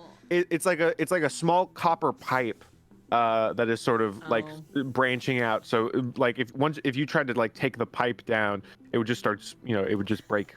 It would like it would be, you need tools one hand, and then you just have a faucet that's sort of squirting water instead of going I through want the the hose. sprinklers. I'm going outside. I'm getting the hose. Where's the hose? Can I unravel the man who's wrapped Okay. in the hose, please? You walk outside. This you seems see like a bad idea. How much fog is there now? there's a good amount of fog. You see Big Bill is on the ground, foaming at the mouth, and as he's like, there's like a lot of blood, and he's sort of, it's one of those things where it seems as though he's like, because he's still stuck in place by magic, it's one of those things where he's died in place. He's dead. Big Bill is dead, and he cannot move. And so he's like forever stuck in this position. Well, not forever. You don't know how long the magic's gonna last. But his like gunshot wound is like has sort of like seeped through all his clothing, and covers the hose that Arthur tied around him. Well, I tried to. Remember, I failed to. I rolled a failure on tying him with the hose. Oh, Well, you did? yeah. Oh, and what did I say happened to the hose? I think we just like. The hose tossed is No, it I on the fine. body. The hose is No, fine. no, no, no, no. You failed hose at is trying fine. to move the body, and Gotcha. then That's you what it tied him with the hose. Oh, sure. Yeah. Yeah. So the hose is tied on him. Okay. He's a corpse. I don't. Cool. Yeah. I'm He's gonna definitely been take. bleeding out. For... Yeah, you did leave him bleeding out. I'm gonna unravel the hose off of him so I can use it, and I'm gonna say, well, time to compartmentalize this just like I compartmentalize all the fucked up shit that I've seen recently. Okay. And I cough. All right. You And cough then- on his corpse. No, I cough into my elbow. Okay. And poor little man, I like cover his tiny eyes. Just like, don't look, little man. Oh yeah, little man's in a weird spot because he's also breathing in anger. They have sharp ass teeth too, Pine Martins. Well, we won't address this right now. Maybe this will be a secret tool to help me later. Oh no, Christopher! Anyway, so you now have a very bloody hose. That was a power move, Chris. You Is slightly it threatened the attached to Pine anything Marten. right now or no? It's not attached to anything. You I can go find into the like greenhouse. I attach it to. there's like you're able to find like an outdoor faucet if that helps you more. Yep. I attach it and I turn it on. Yeah, you're able to get some water flowing. It's there's no like nozzle attachment, so it's just sort of like. I use my thumb. Okay, cool. Yeah, you're able to get like a little Yeah, spray. so You I start spray it. watering the grass. You're having a good time. I am spraying the Angie gas. Does it do anything to it? Does it like damp it down into the earth? So here's there's a few things going through my brain right now. Uh-huh. I believe in the finale of season 2, we did establish that the anger juice can be concentrated down into things, like because it was used in a spray can. Mm. And then when they washed it away, it mixed with the water steam, and I believe made some people mad. So I think I'm going to say you are able to like move the fog a little bit, but at a certain point, it's like what are you really doing? Like I think you could, if you could maybe like for one person, you could maybe use this to like guide you across. But also you don't, how long the hose is. The hose is not long enough to get you like to the other side of To the get me out of commune. here. Yeah. It's one of those things that you could like reach Danny's cabin and maybe like take someone over to the greenhouse.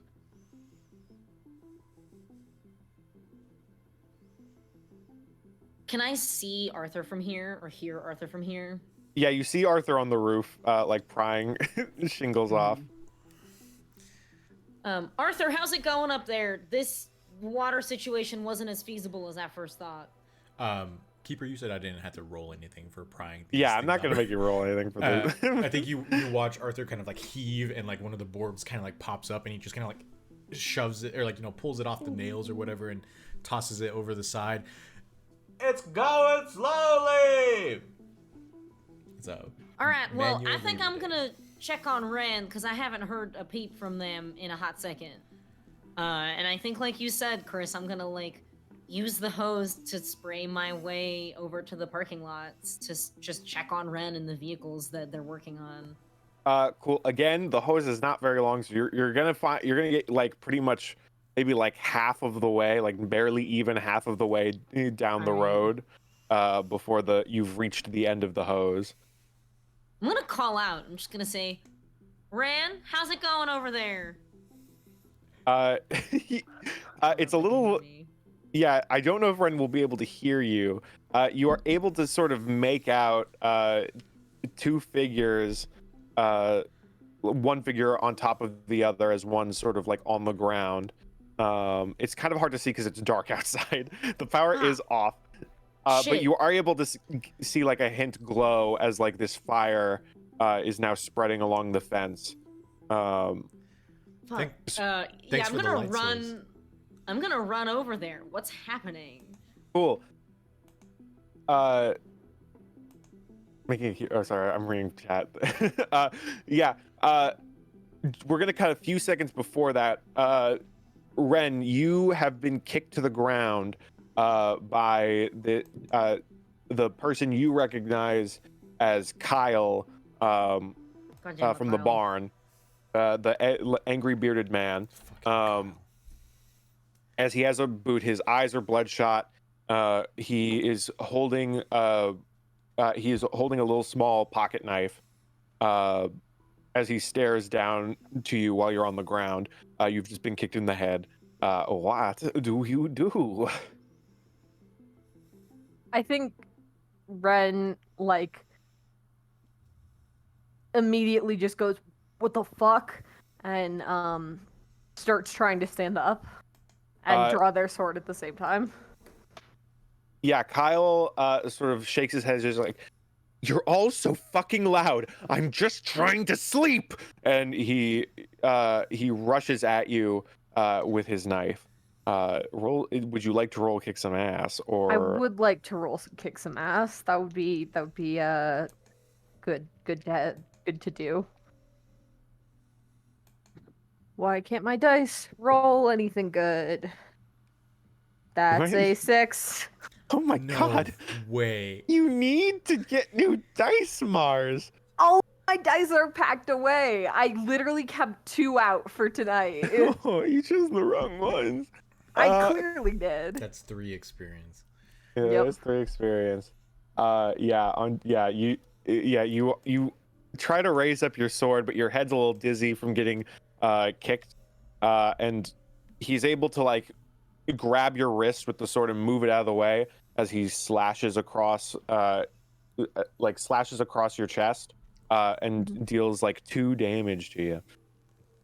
Damn. We're going to say, Fig, you at this point run up to the parking lot and see this altercation. You see Kyle, angry bearded man, holding Ren's sword arm as they've just like dragged their pocket knife across their chest. Shh. I am going to shoot my rifle into the air. Ah, good. Cool. I'm not gonna make you roll for that. That'd be fucked. Okay. Cool. Yeah. Arthur, Cole. Cole. I'm sorry. I was not able to get to you if you were gonna do anything specific. Do you Cole was want to going do anything inside. specific before this it happens? Cole was going inside. Like that was Oh, what he was cool. Okay. planning to do anyway. I mean, do you if the want to do gunshot anything goes off- specific inside before this gunshot, before you hear this gunshot, or would you rather just we keep going on? That's fine. No, the only thing he was going to try and do is keep people inside calm. But like, Okay. if there's nothing to do like that, then he'll. Yeah, he's- I'm gonna say you walked into and you were about to head up the steps to the attic when you hear this gunshot go off. It's time to go. And Arthur, you also hear this from the roof of your of the house. Cool. Do either of them react to my gunshot? Yeah, Either of them being Kyle or Ren. Oh yeah, Kyle. Yeah, Kyle sort of turns like surprised, like what the fuck? I'm going to level my gun at him. Yes, I recognize that I have to reload before I can shoot it again, but it's Okay, fine. cool. He don't know that. Yeah, I said he might not know that. Yeah. Cool. Cole, Arthur, are you going to try and go to see what's going on, or do you want to keep on keeping on? I'm on a roof. Yeah, you are on a roof. I was gonna say if you want to jump off, I'd have you act under pressure to not like break your ankle. Sure. Cole, you go. What do you want to do? Cole's gonna go. He is. Okay. He heard the gunshot. He's gonna run out, look up on the roof, and then just keep going. Okay. Do we get the sense that the gunshot came from the parking lot? Or like You get it in that direction, not necessarily. It could be in the barn. It could be in one of the housings by the parking lot, but certainly in that direction. okay. Arthur's gonna stay on the roof and continue Okay. prying the planks off. I will say, if your question, just to clarify, Fig did say she was gonna go to the parking lot to That's see right. Ren. That's right. How much of the roof have we opened up in this span of time? Would you say You're able to get like enough where the kids could start climbing through. You see boogers being like, "Good job, my minion. You've done well." Sorry, it gave me like fucking Rita Repulsa vibes from Mighty Morphin. Okay, I think After 10,000 years, I'm finally free. Time to conquer. So the okay, but Arthur would be able to like, I guess, would Arthur know that Cole is heading that way? It's dark. Right. So you might be able to get like a little sense of his figure going out. You might not. You could I hear argue that like footsteps leaving the cabin at least? Or Yeah. Okay. Then I think Arthur will just kind of yell out and just yell out to Cole and say, "I'll join you in a minute. I just need to make this hole bigger." Cool. Perfect. As Cole runs across to get to the parking lot, we cut to Kyle still holding Ren's sword arm, like sort of like clamping down as they stare at the barrel of Fig's gun, and says, "Why are you fucking people still here?" Well, someone slashed all the tires of the truck, so we can't fucking leave. You want to help, or are you gonna fight? I just want to go to sleep, and you're all so fucking noisy.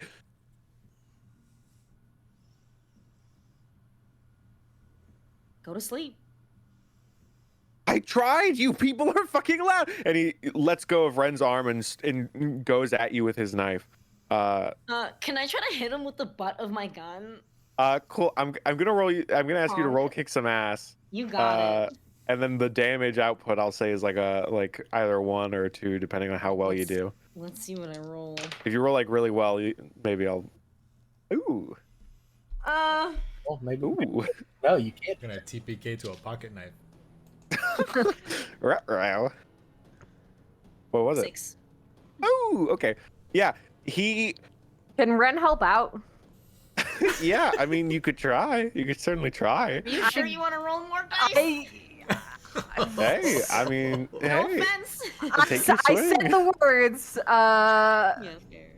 Yes, by the legal binding rules of tabletop RPGs, you have declared an action and therefore must roll it. I think Ren's gonna try and like.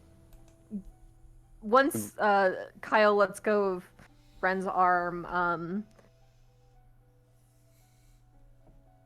I think Ren's gonna try and like grapple at Kyle, even though Kyle's gonna, I think, escape and go run at Fig. I think just giving Fig like the extra half second or whatever is how Ren is helping out. I'm trying to decide if this is help out or if this is protect someone. Oh. I feel like I'm gonna ask you to roll protect someone. I think someone's gonna take damage in this situation. It's either you or Fig. All right. There we go. That's a 10. Nice. Thank goodness. Cool. Let me look at the protect someone. Cool. Yeah, on a 10, choose an extra. You suffer little harm. All impending danger is now focused on you. You inflict harm on the enemy, or you hold the enemy back. I think all impending danger is now focused on me. Very cool. Very cool. This is great and fine. Okay, cool. Yeah, you grapple Kyle, and he's able to sort of like struggle out of it and moves towards and refocuses his attention on you. At this point, then Cole, you come up and you see this situation. As you see that Ren has like a slice across their chest. Fig is, I guess, fine. Kyle has not harmed anyone else, but is now focused on Ren and hasn't noticed you yet. Well, I still have a failed roll, so. Do you want me to damage you? What are you saying? No, I mean, like, you know. What happens? What the roll to protect someone negated the damage. Okay. Do I get the experience for failing the roll, or do we just like pretend like I didn't even? I mean, you can still get the XP, but I'm just saying it's not gonna. You're no longer in like immediate danger. All Or right. not. You're still in immediate danger, but you didn't get Mhm. you didn't get cut.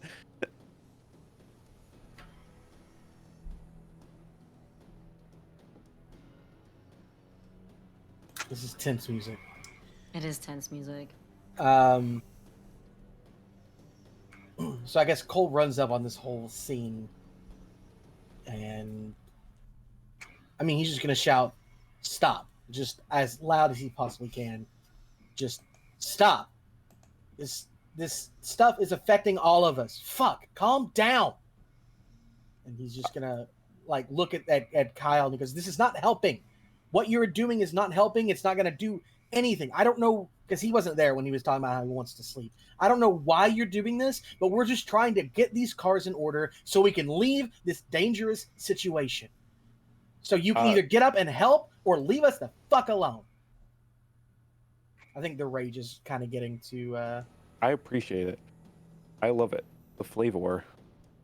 The flavors are melting on my tongue. Yes, you. Kyle does not seem to even notice you, Cole. He's getting so consumed by this blind rage. He goes in to attack Ren again, since that is what he is focused on. And so, Ren, I'm going to ask you again to kick some ass. All right. Shit. Oh my god. I can have one good roll a day, apparently. That's a 5. What the fuck? And I level up. Fuck? Ren's gonna die. Ren has Cool, yeah. Ren has a move for that. To die? Yeah. Okay, fine, okay. Ren, yeah, Ren, he slices you again, across the chest, dealing another 2 damage to you. All right. Ren is officially unstable, mentally and physically. I think we're all mentally unstable right now.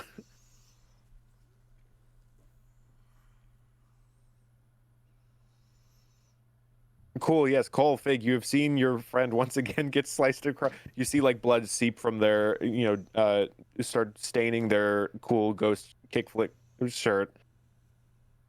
I'm gonna, because my gun needs to be reloaded. I'm gonna like stash it on my back, pull out my kukri, and just try to slice this guy myself. Because Ren is just taking damage, like hit after Cool. hit, and that's not okay. Yeah. Roll kick some ass. Wow, that is an 11 plus my 1 tough is 12. Okay, cool, perfect. Choose an extra effect. Yes. So my kukri does 2 harm, hand, messy. And then my extra effect is going to be. You can gain advantage with a +1 forward or give a +1 forward to another hunter. You can inflict terrible harm with a +1 harm, suffer 1 less harm, -1 harm, or you force them where you want them. I think I want to force them where I want them. How close are we to that pickup truck? Like, is that still there? It's not too far away, but you're not right next to it. Is there some other vehicle near me? The Cole Van Helsing's Cole Van Helsing. And they're not on the ground, right? They're standing. Yeah, they're standing. They've just like slashed through Ren. Yeah. Well, I'm gonna slash through them, and I think where I want them is like face down in the dirt, quite frankly. Like, Okay. like just like go to sleep, slice and shove like face first into the ground so that they get like dirt in their eyes and dirt in their cut, and maybe it'll like wake them up a little bit, or at the very least keep them from hyperfixating on Ren any longer. Cool. You slice the back of their leg, as they like buckle under this pain as you grab them and throw them onto the ground, and they're held in place. So now Kyle is on the ground, squirming, his legs bleeding a little bit. Dirt's in his eyes as he's very disoriented. It's not like he's gonna get up very quick in this state. I need you to stay down.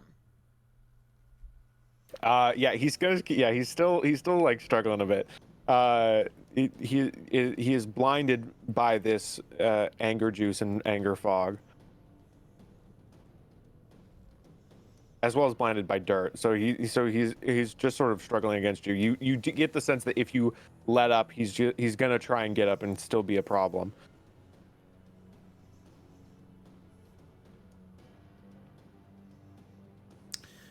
Is there, by this point in time, would it have been possible for Arthur to have opened the hole and large enough for an adult to get through, and for him to have made his way to the parking lot? I would say yes. You are able to open the roof up and get people out onto the roof, and now everyone's on the roof. How would you? I would say you're able to do this. Everyone's on the roof now. How are you? And so you decide to go to the parking lot. How do you get down? You jump or? Yeah, I think Arthur would. I'm assuming it's kind of like a beveled roof like that, or are we talking flat or? No, we're talking like beveled. Okay. I think I think Arthur would like slide down and attempt to try and go into a roll upon hitting the ground. I don't think he's trying to do a 3-point landing or anything of that nature. Excuse me. You see, as you slide down, and you go on, you try to hit the dirt. As you go down, you hear Jerry Dinkelson be like, "Why didn't he just crawl through the hole he just made?" And Boogers goes, "Because he's badass. That's why." Boogers goes. So yeah, you roll down. I'm gonna ask you to roll act under pressure to not like fuck anything up here. Just doing a lot of act under pressure tonight. There's a lot of pressure in this situation, you might say. That is fair. So I rolled a 5 and a 2, which is a 7. I have a +1 to cool, so 8. Cool. I'm going to say you roll over. You're able to land. Yeah, I'm just gonna say you do it. We're just Sure. gonna keep on moving I'm for the still sake of landing in moving the on. fog, right? Like it's Yeah, still, you're landing in the okay. fog. After your free moment of fresh air, you sort of feel that this tension start to gain up into you. Yeah. But you're I'll say Arthur probably inhales a good chunk of it because he's attempting, he needs oxygen to run fast and like to get there quick. I don't think there's necessarily a regard for the fog the condition of the fog at the moment. He's just trying to get there as fast as possible. Cool. Yeah, you are able to run and you get to the parking lot. You feel this anger seeping into it.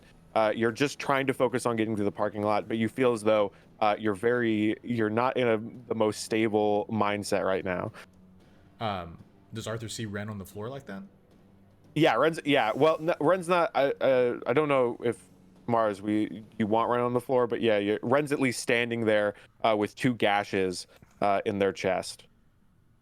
And you see Fig holding down Kyle who's sort of like dropped his bloody knife next to him. What happened?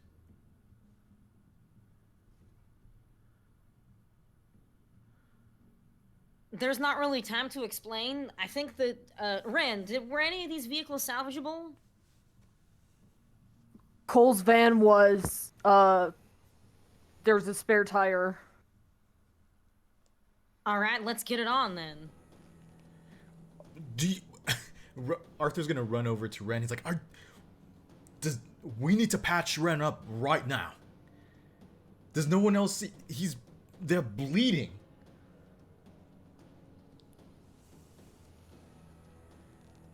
Ren tries to give like a I'm fine look, but like clearly is not fine. Is Ren unstable right yes. now? Ren is unstable. Yeah. Ren is 2 points. Ren has taken 5 harm. Whoa! Cool. Did he do this? Well, it sure as hell wasn't me. Arthur's gonna. Fig says also with a bloody knife. Arthur's gonna move over and kick Kyle in the face, like just do like a walk by kick on his face.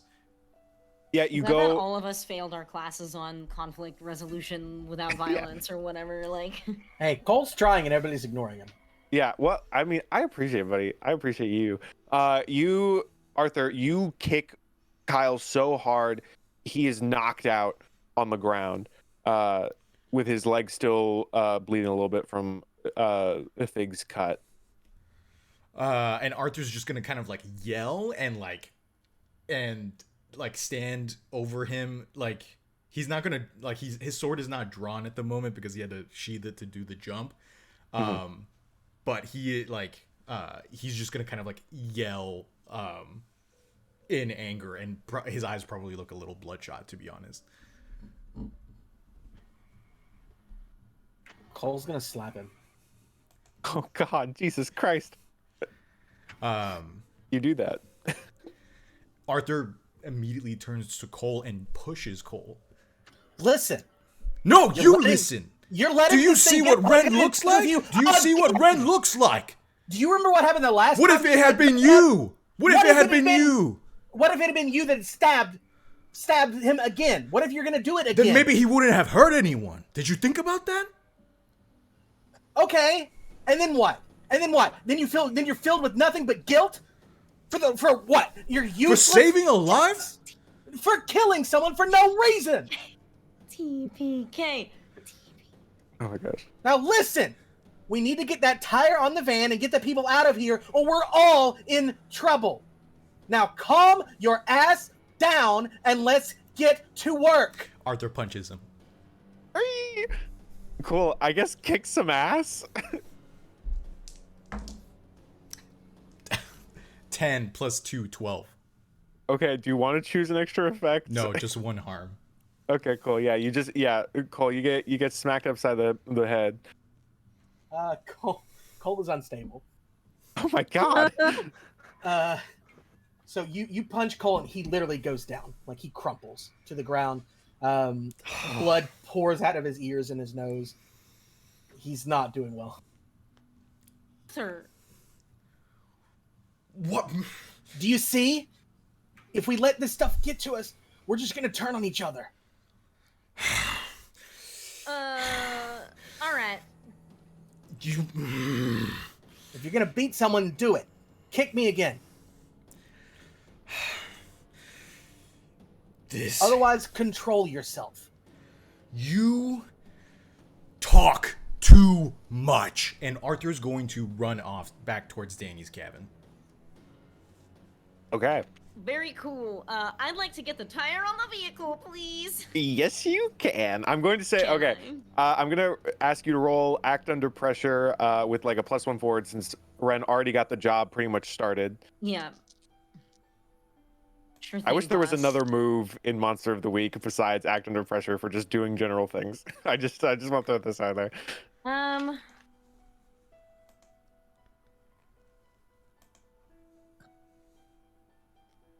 Oh boy. Please. I'm begging you. Lie to me, please. No. Oh my god. Oh, wait. Yeah, Fig, you lean down. Okay, cool. Yeah. Well, you could use luck. I'm going through it right now. I'm trying to decide if I want to use luck because You totally could. This feels. Does this feel important enough to use luck? It's fairly. I mean, Yes! unless you have Okay. another idea. Why am I having this discussion in my head? I'm going to use a point of luck because I think that I just need this roll to be a 12. Okay. 2 of my friends are unstable. Like, this is go time. Okay, Fig. Your eyes narrow. You feel the fog. The anger seems to slip away as you focus in this one moment. You are able to center entirely on this task. You perfectly replace this tire. And you've done it. Cole Van Helsing's Cole Van Helsing will ride again.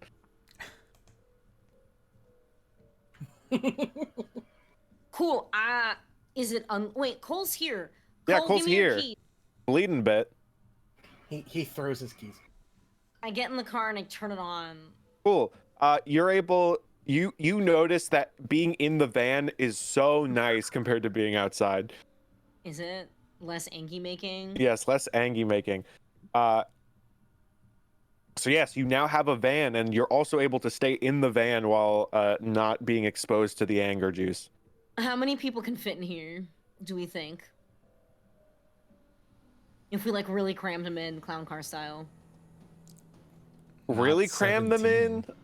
Yeah, probably not. Well, okay. Well, let's think about. Well, let's do the math here. Because as I think about it, I don't know if 18 is the correct number. I think okay. Well, hold on. Let me make this easier for you, where you don't have to do math, because math is the worst. Does it appear that the Angie fog, goes like beyond the compound, or can I drive like half a mile out and turn around? Do we have any idea? Okay? So the fire that's spreading around the fence is basically containing the fog where it is into okay. the commune. I'm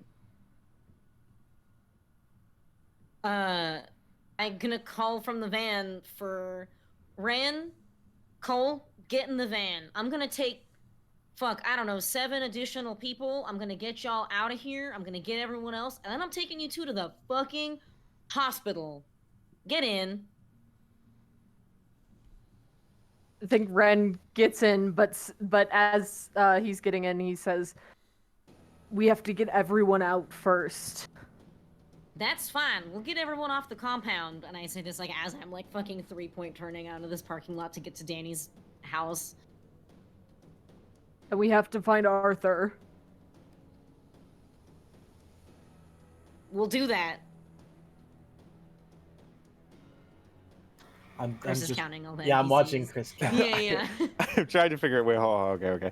Boromir. Okay, so we have Boromir.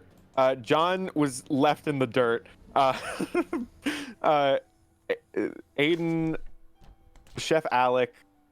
Remember that classic character? Molly. Aiden's still missing. Well, what we never got to check on whatever's in his we crates. like We'll have to come back for to the that. people who are missing. Kyle's the only one who's accounted for now, and Yes. the Aiden's still missing, Sarah's missing, Mikey's missing, Aramir's missing.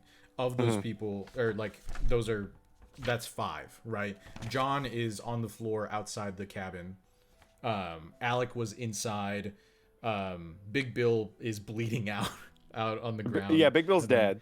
Okay, perfect. And Jerry Dinkelson, Boogers, Bradley are also in there, along with Boromir, Danny, Molly as well.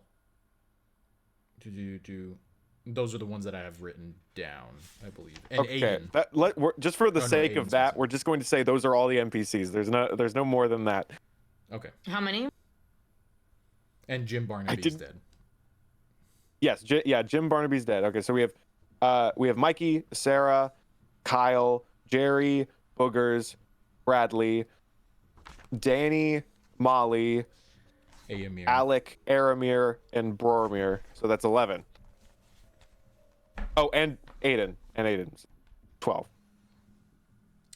And of course, Dilbert. My brain went did the calculation meme thing, and then I remembered that Dilbert's a pig. Yes. Cool. So, okay. Okay. Fig, what are you driving back into the commune, or are you driving Ren and Cole away? No, I am driving to Danny's cabin. I am filling up this vehicle with as many people as I can. Perfect. And my full plan, I'll just tell you now, is to go far enough out of the commune that they're not amidst the fog, come back for everyone else, come back out, and then get these 2 fuckers to the hospital. Cool, perfect. I love the plan. As you turn on the van's And headlights. find Arthur at some point. Yeah, cool. And you Gotta start say it driving. out You loud. see, as you are driving through, you see 2 people. No, you see 3 people standing on top of the roof of the barracks, sort of waving you down. You recognize one of them as the kid Aiden from the barn. Straw Hat Kid. And so they're on the roof of the barracks, and you're also able to see all the other NPCs on the roof of Danny's cabin. Before you decide who you're going for first, Arthur, where are you going? Great question. So I think Arthur's conflicted because he didn't want to hit Cole, but he did hit Cole, and maybe a part of him did want to hit Cole. Who knows? I do probably, but Who doesn't? Who doesn't want to hit Cole sometimes? I don't. I want I would to say hug him. I think that yeah, I mean Arthur's feeling a lot of really volatile emotions at the moment: shame, anger, and Arthur does what he does when he feels those things, and he ran away. I think he wanted to I think he went in the direction of Danny's cabin because in his mind he still wants to help even if he is angry. I'm just not.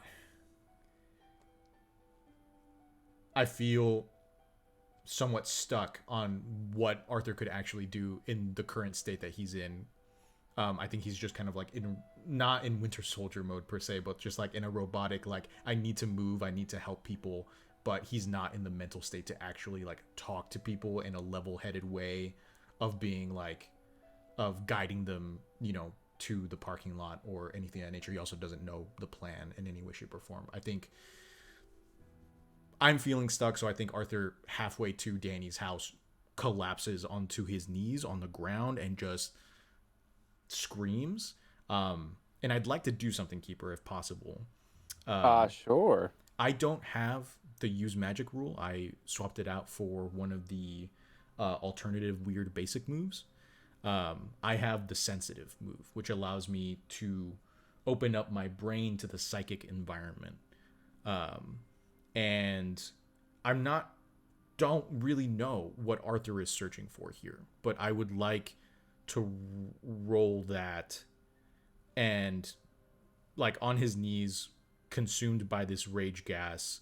I think he just kind of splits his mind open, and I'd like to see what happens there. Okay, cool. I guess. I guess make that roll.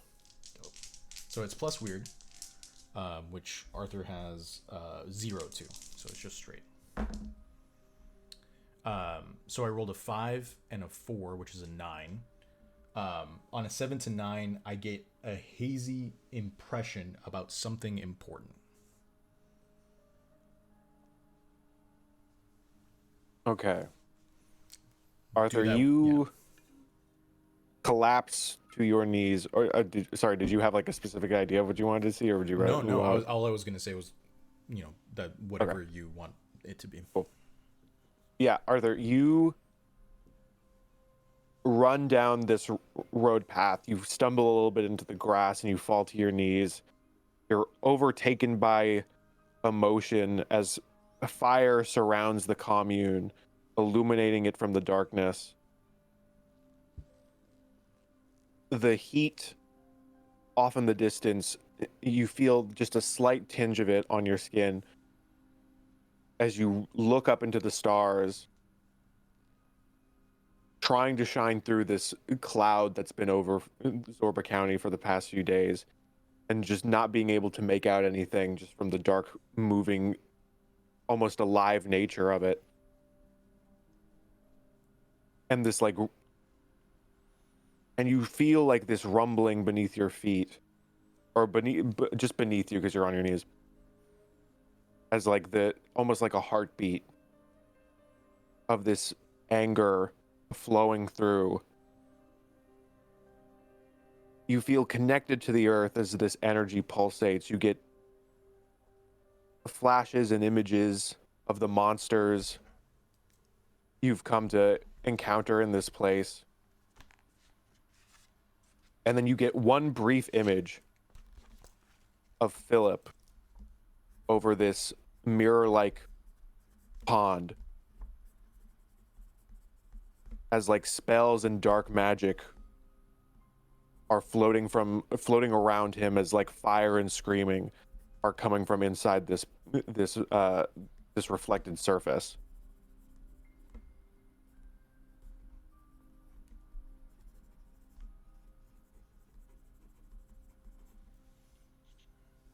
Okay. It's just an image, right? It's just a flash. Yeah, it's just a flash of that image of Philip in this place doing some kind of magic. Right. As you're brought back to this moment in the cold air, as you hear the van approaching behind you. Sure.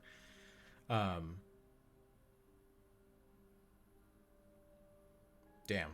I mean, being in a mentally volatile state and opening your mind up to the rage in general, I wasn't necessarily expecting Arthur to like snap out of anything or necessarily feel better afterwards. But now that we're on the other side of it, I definitely don't know what Arthur would be doing per se. I think probably the headlights of the van like snap him to attention, and Fig, you probably see Arthur just kind of like on the ground, like off the path towards Danny's house. I think his bun is probably like unspun and his hair's just like loose and like fucking wild and out in the volatile state. Gotta show that it's a volatile state in the character design as well. Oh yeah, of course. It's gotta look. Yeah, like, we're gonna call Patrick. Please, Patrick, redo the art. Make him volatile. Make him look disheveled, please. Grease my man up a little bit. But attractive.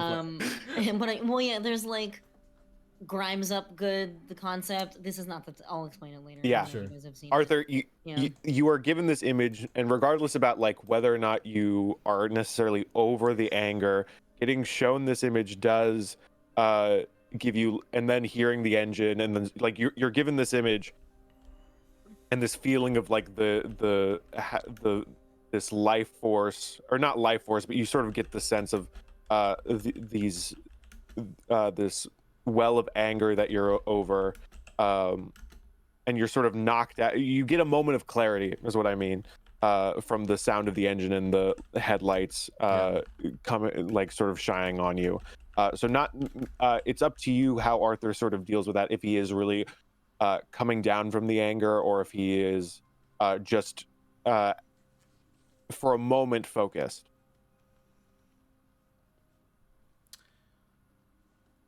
Yeah, I mean, I think the shock of it would probably like focus him, in the sense of like, you know, like Philip and then flash, and then kind of like, this is, you know, object permanence, this is the thing right in front of me. Like, Yes. you know, kind of looks up at the van, and struggles to his feet for a moment. Did Fig say anything? I don't remember. Not yet. Okay. No, Fig's driving the van. Yeah, I haven't I was had a gonna chance so yet. so yeah, so Fig, you see these 3 points. Arthur to your Arthur on his knees to your left. The 3 of the other survivors on top of the barracks, and all the other survivors on the roof of Danny's cabin. And these are the 3 paths in front of you. What would you like to pursue? Arthur, I'm just gonna roll down the window a little bit, and I'm gonna say, I need you to get onto Danny's roof with the others. Arthur just nods. If you're feeling lucid enough for that. I'll help. And All right. Arthur will run to get onto the roof. Probably just go the normal way rather The than normal way. than You go through the house. Correct. You go through the attic. Yeah. Yeah. What do you do while Arthur's getting on the roof? I'm gonna go to the barracks, and I'm going to try to get the 3 kids from there, or the 3 people who are up there. Yeah, 2 of them. I'm just going to tell you are Mikey and Sarah, and the other one's Aiden. Okay, and these were like 3 of the people we like had unaccounted for, right? Yes, I will Okay. say Aramir is not among them. That is not my problem right now. Woo! Woo! Yeah. So what? So how do you want them to like climb on top of the van from the roof? Okay, cool. Yeah, my plan is to like drive up as close to the building as possible, where they can like get onto the roof and then get down on the ground and then get into the van. Oh. And then I've got room for what, like 3 more people, 4 more people. I want to do the same thing at Danny's, but I'm not. Well, so yeah, so we know the van can at least fit 6 people. Right. And so I think you could squeeze more in there. It will just be uncomfortable. And so I Especially when some of them are imagine kids. If we packed everyone like laying down on top of each Yeah. other, Sardines? technically- Yeah, exactly. Yeah. I'm sure they could technically fit in there. You could fit the kids on people's laps too. That's true. Like, Yeah. Yes. We're not exactly like going street legal here. Yeah. So there's 10 survivors, 11 minus Aramir, and then minus John, and then minus Kyle. So 8.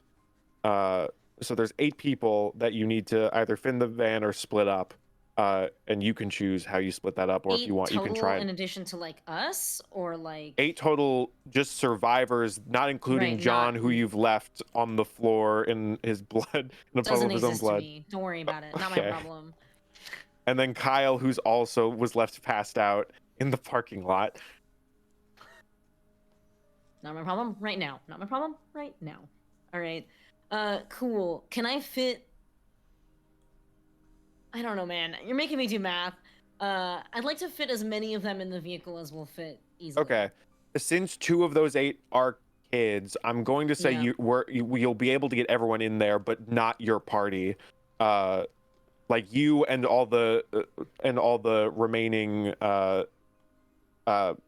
commune members that you have right here. Again, not including Aramir, who's still missing, Right. John, who's on the face ground, down, and Kyle, who's who's face in the down. parking lot.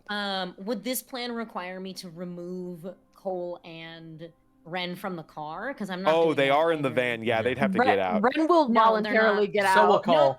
Nope, No, they will not. no. Neither of them will do that. That's not Oh. happening. Okay. I am just 2 people will have to get left behind. I will be coming back for them. How about Yeah, that? but if you get Arthur in there, then you no, have to leave Arthur's 3 not people getting behind. in the van. Arthur's not getting in the van with Cole. Correct. Right? If you Oh, okay. stop, Yeah. Ren will get Mm-mm. out of the van. You could No, also, I guess, he you could also won't. put some people on top of the van, I guess. Oh No. my god. This is too much. I for me. think so. Logistically, right? Yeah. Arthur's not wounded technically. He has 1 harm, but he's not in the place that both Ren and Cole are anyhow. So it's like Arthur and Fig are getting people in the van. I feel like logistically, at a certain point, we would realize we've got Ren and Cole in the van along with all these other people. Some people will have to stay behind. They'll have to wait Arthur- for 10 minutes. if Arthur that. will stay behind. Absolutely. Arthur's not Okay, going to cool. try and cram himself in the van. I think there's a question of like everyone's like there's a question of safety in the sense of like once the van is gone and like we're all left, whoever's left behind is left here. And I feel like if Fig is driving, it's safe bet that Arthur should stay behind for that Cool. sake. Okay. Do you want to decide who you're leaving behind with Simple. Arthur? Why would you ask me that? Don't Cole say and that. Ren. You Oh, do Yeah, have to. Cole and Ren. No, Honestly, no, absolutely not. I feel like Boromir and Danny would be a very fun narrative choice. Okay, cool. Yeah. Yeah, that's totally valid. I think Boromir does sort of is like, I gotta wait for, I gotta find Aramir, man. Right. I Why roll- don't you hold on here and see if you can find Aramir, but please do not get off the roof right now. It's not safe. Boromir feels a little unhappy about that. Like he's like, well, how am I gonna actually find Aramir if I'm not Listen, allowed to you look? have free will, but I got places to be, and if you inhale this and you find Aramir, it might come to blows. Cool. Yeah. You Boromir takes that into consideration, and Danny sort of like levels his shotgun on his shoulder as you drive off and leave the Stevens and Arthur on the roof. Before we do that, can I roll act under pressure to see if Ren can sneak out of the car without Fig or Arthur You've gotta noticing? be fucking kidding Yeah, me. like Cole does not want to stay either. Ren has been told by their god that they have to save as many people as possible. Including themselves! They I have mean- to move if they die. You are 1 point away from dying. Yes. Okay, Oh my goodness. cool. Yeah, I mean, sure. You can do anything you want if you put your mind to it. You're not. All right. Yeah, roll act under pressure. You've been doing so good. There we go. No, this is the one we don't want. It's a 10.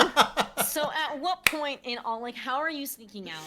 Can I little think- man notice? What's little man's passive perception? Like, come on. I'm going to say, like, while you guys are opening the door and loading people on, that is when Ren is going to, like, slide through just as people are coming in and coming on. And in sort of the chaos of everyone, Mhm. of just trying to get people in, you don't notice Okay. that Ren has left Yeah, just I mean, yet. as soon as the doors are closed, I'm driving. Like, I am driving off of the commune grounds. Cool, yeah. And I would love to roleplay this moment. Can we roleplay this moment? Yes. Okay, cool. I'm driving, and I'm gonna turn to Cole and say, "All right, I'm gonna drop y'all off like half a mile, maybe 1 mile down the road. Cole, do you have cell reception? I need you to call an ambulance for you and Ren. Ren, how you doing?" Cole's gonna look over his shoulder and then just nonchalantly say, "Ren's not back there." You've got to be. I can't turn around right now. Where the fuck is Ren? They are bleeding out, and I think that like stepping on the gas, accelerating a little bit too fast on these dirt roads. Hey, Fig is like losing her mind on this. tire isn't fit for the van. It's gonna fall. You gotta. Fuck, I'm sorry. That kid's got a fucking death wish. We're gonna have a stern conversation once they're all healed up. And with that, we cut back to. Let's start with Arthur. Are you doing anything fun? Having a fun combo with the Stevens? We're all three of us are on the roof. Yes.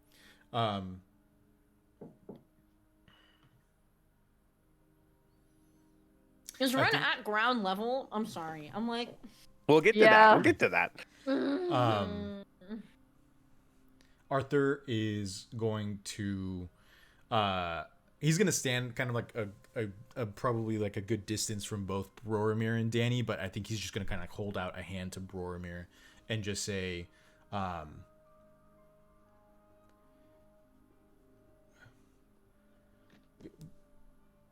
let's just fuck. Aemir's out there. We'll find them. You need to be in a safe place, but we will find them. Boromir, who's sort of just been pacing along the roof, like sort of like twiddling their hands, sort of like is just sort of muttering to themselves like, I didn't want this. It wasn't supposed to go like this. It wasn't supposed to go like this. Yeah, I know what you mean. Cool. Ren, you are on the ground level. Sure am. Sort of like under the I'm gonna say like just so like Arthur, like you can decide if you want Arthur to see you or not. I'm just gonna say like you're sort of hiding under like the overhang of the porch. The lip. Yeah. And so I'm gonna say you're not actively in the fog yet, but you can like decide to like go forth into the commune to try and find Aomir. Yeah, that's what Ren's gonna do because they're a dumbass with a death wish. Cool. Yeah. Yeah. Cool. So yeah. Sorry, just yeah. the way Chris was like, yeah, cool. Yeah. Yeah. Cool. Yeah, I agree. Yeah. So, Ren, you run off into the fog. You sort of like holding your breath a little bit just to try not to instantly succumb to the anger, especially with like your cut. You can feel the cut sort of sting as it touches the angry fog. Where are you going anywhere specifically? I think Ren's gonna start with the barn, or like okay. they're gonna just start in one corner. So Cool. whatever. You run all the way back to the other side of the commune, and you get to the barn. You see that the fire that has sort of enveloped the fence is slowly like. Nope. That was not fire. Yeah. You are able to get to you see that the fire that's on the fence is sort of licking the side of the barn as it's sort of about to catch the barn itself on fire. And as you sort of like open the doors, you see Aomir up on like the barricade, or like you know how barns can have like an upper level. They are sort of up on there with like a handkerchief like wrapped around their mouth as they're carrying the big and ancient Dilbert. We have to get out. One of the cars is working. I need you to come to Danny's with me. How Aomir, who's sort of like shaken, but that red stuff, it's gonna like, it's intense. I know, and I have been there, but we need to go. You have a mask. I can carry Dilbert if you want. Just focus on staying calm and keeping your head level. They nod scared as they slowly like climb down a ladder while trying to hold Dilbert. And they like grip onto their mask as you guys get ready to run out into this fog. Where do you take them? Where do you lead? Back to Danny's. Okay. Yeah, you lead them back to Danny's. The whole while they start like coughing as they're trying to not breathe in the air. I'm going to say at this point, Arthur, you are able to see through like the glow of the fire as the barn really starts catching. You're able to see the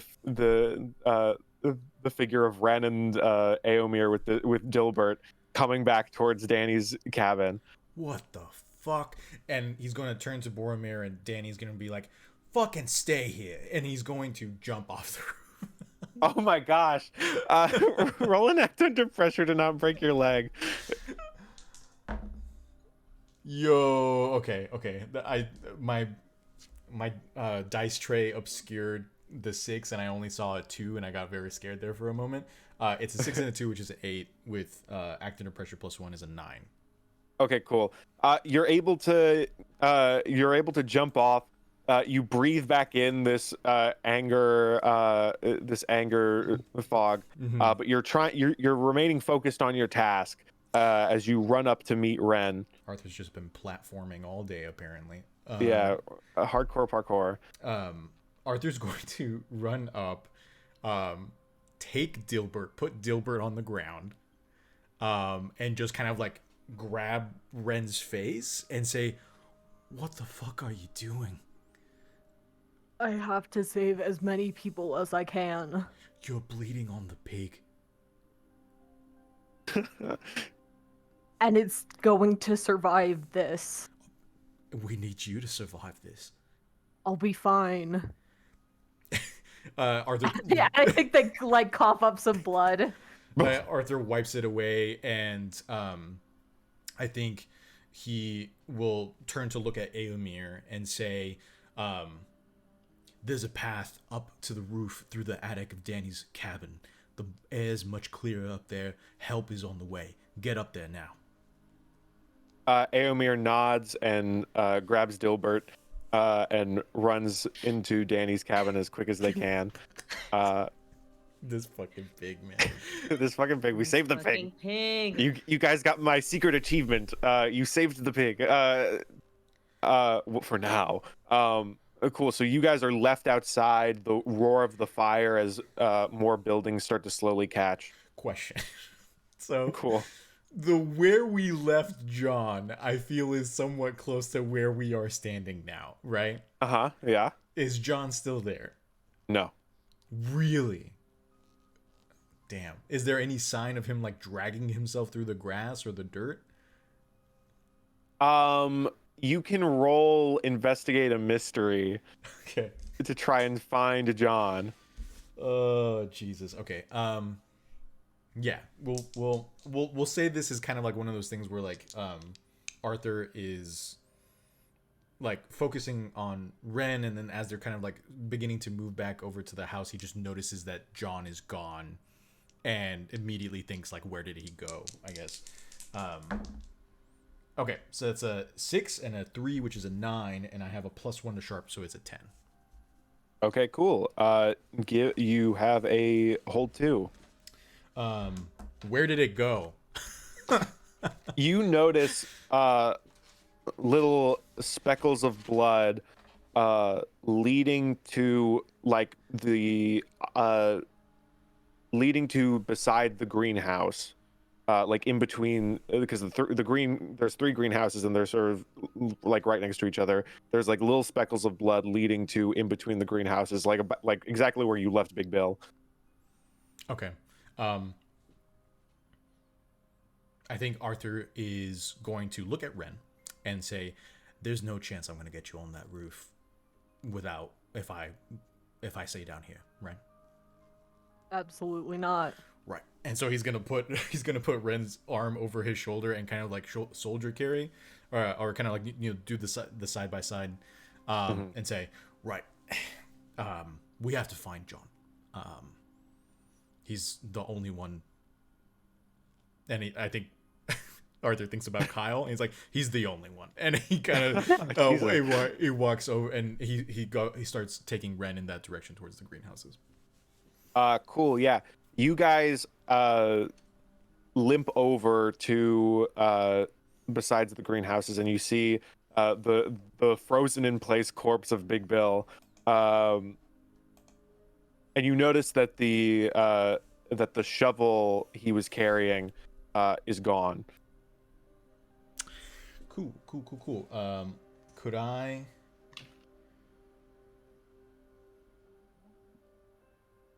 Could I expend the last hold for investigate a mystery since we're still technically on Yeah. John's trail? I don't want to ask where did it go again because I feel like it's somewhat redundant. Sure. But can I ask what is being concealed here? Yeah. Arthur, you look around and you're like, what's going on? And then you sort of turn your head and you see John walking up behind you with the shovel raised, bloody tears running down their face, as well as like blood dripping and soaking their like backwards baseball cap. Mm-hmm. Their like eyes wide and their pupils tiny, as they're like almost completely like bloodshot, like kind of like when your blood vessels burst, Yeah. and as well as like mixing with the red glow. Fun. I'm assuming he's coming towards us with the shovel in an aggressive and violent manner that would maybe telegraph an attack. You could maybe associate that kind of thing. The assumption per se. Uh-huh. Okay. I think Arthur will. He's got Ren's arm over his shoulder right now. There's not enough time. You'd let me know, Keeper. In my mind, I'm thinking there's not enough time to really, draw Arthur's sword per se. So I think, Arthur's going to like spin Ren around so to make sure that Arthur is in between the shovel and Ren, and attempt to stop the shovel. Like, he's gonna swing. Arthur's gonna try and put Ren behind him and grab the shovel to stop John from hitting him, if possible. Cool. I'm going to ask you to protect someone. Okay. Listen, Mars, I don't know what juju has been happening, but like it is, I'm very glad that we're paired up together. That was a 6 and a 4, which is a 10, and I have a +2 to tough, which makes it a 12. Okay, cool. Choose an extra effect. Suffer little harm, -1 harm. All impending danger is now focused on you. You inflict harm on the enemy, or you hold the enemy back. I hold the enemy back. Cool. Yes. You turn Ren away as you quickly. Do you let go of Ren to try and like stop him? I think I might have to be honest. Yeah. I feel like that's a fair trade-off. Yeah. So you quickly let go of Ren and you go and you're able to stop the shovel swing, and as it sort of like it hits into your hands, it sort of like hurts you, and I'll take some 1 harm from that. Okay. And he's sort of like just as he's like swinging his shovel down, you've like grabbed him and locked him in places. His knuckles are white, like not letting go of the shovel. He's just sort of breathing heavily and staring at you. Arthur's just gonna say, I think Arthur's going to holding onto the shovel face to face with this like bloody-eyed visage of just like anger and rage. I think he's going to think back to what Cole said and think, fuck me. And he's going to look John dead in the eyes and say, this is not the answer. This is not the way you solve this. John, bloody-eyed, just goes, there's no other way to solve it. I can't sleep.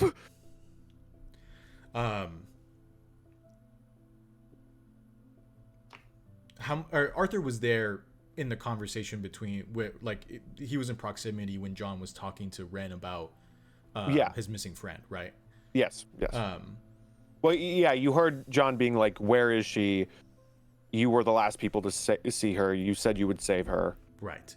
I think Arthur's just going to like shove the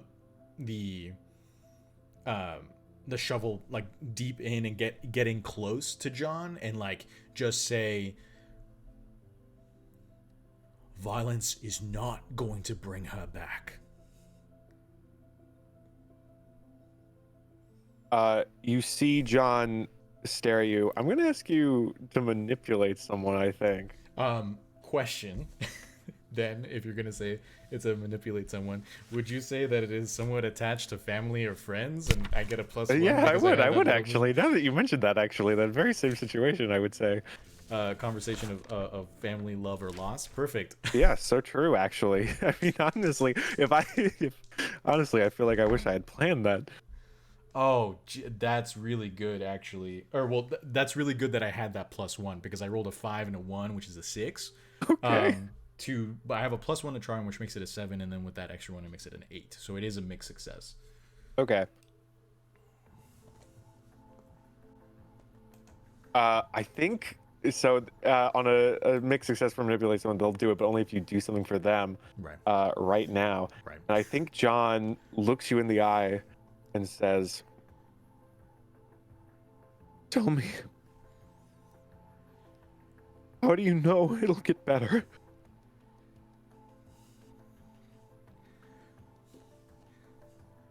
I don't. But don't you want there to be a chance that it will? I think John like falls to his knees. He's bleeding pretty badly from his head, so he's not really. His strength was really he put his like last bit of strength all into that final swing, and you stopped, and he just sort of still sobbing, tears and blood. He's just sort of, I didn't treat her well, and I couldn't. She wanted to be in the limelight so bad. I didn't want to give it up. I didn't want to share the camera, and now she's gone. Is Arthur still holding the shovel? Yeah. I mean, you could say you drop it. No, I was gonna snap it over my knee because I'm really tired of this shovel. Okay, cool. Yeah, you can do that. He'll snap it over his knee and just kind of like chuck the pieces off to the side.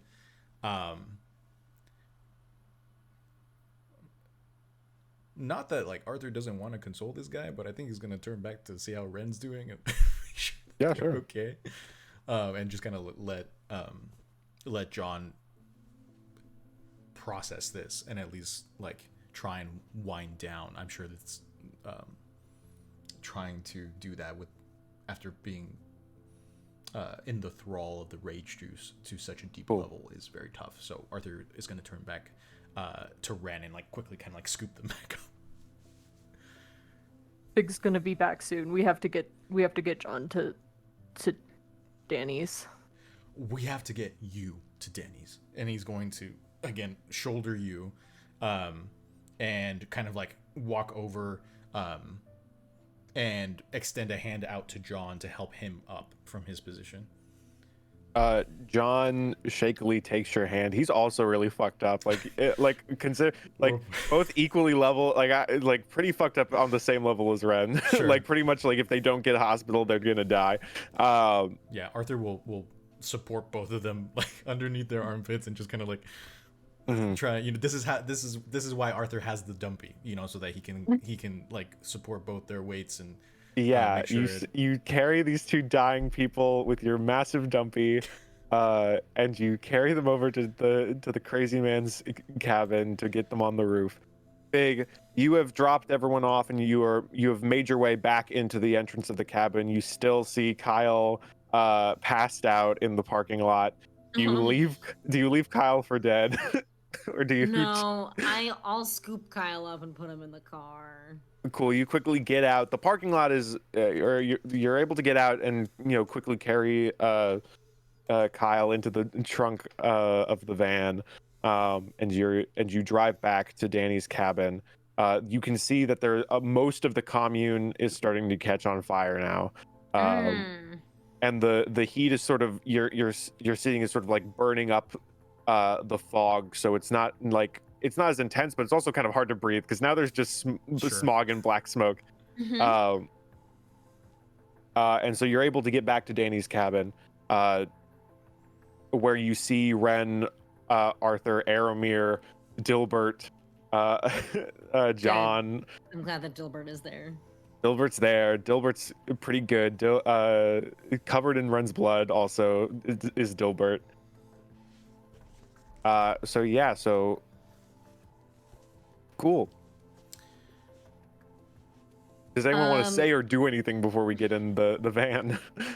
I want to know what was in Alec's crates, but I don't think we have time for that. So. Oh yeah, Alec.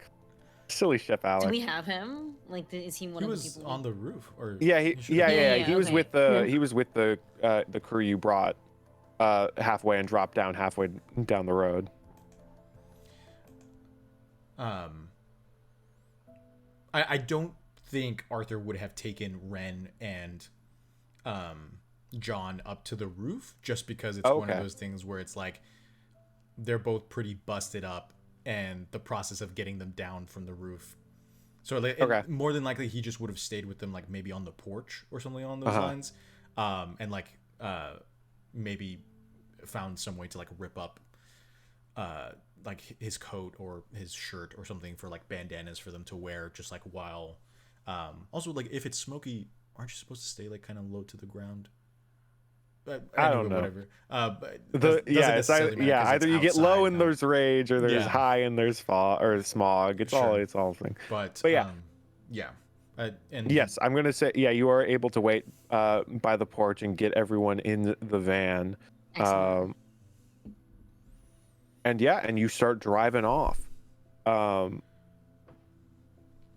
As you leave, you see sort of the fire overtake the commune through your rearview mirror.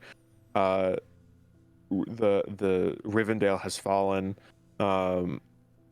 as sort of the smog of the fire sort of pushes the red mist from the vents up into this big cloud that's been over Zorba County. As it just continues to burn off in the distance as you try to get as much distance between you and it as possible.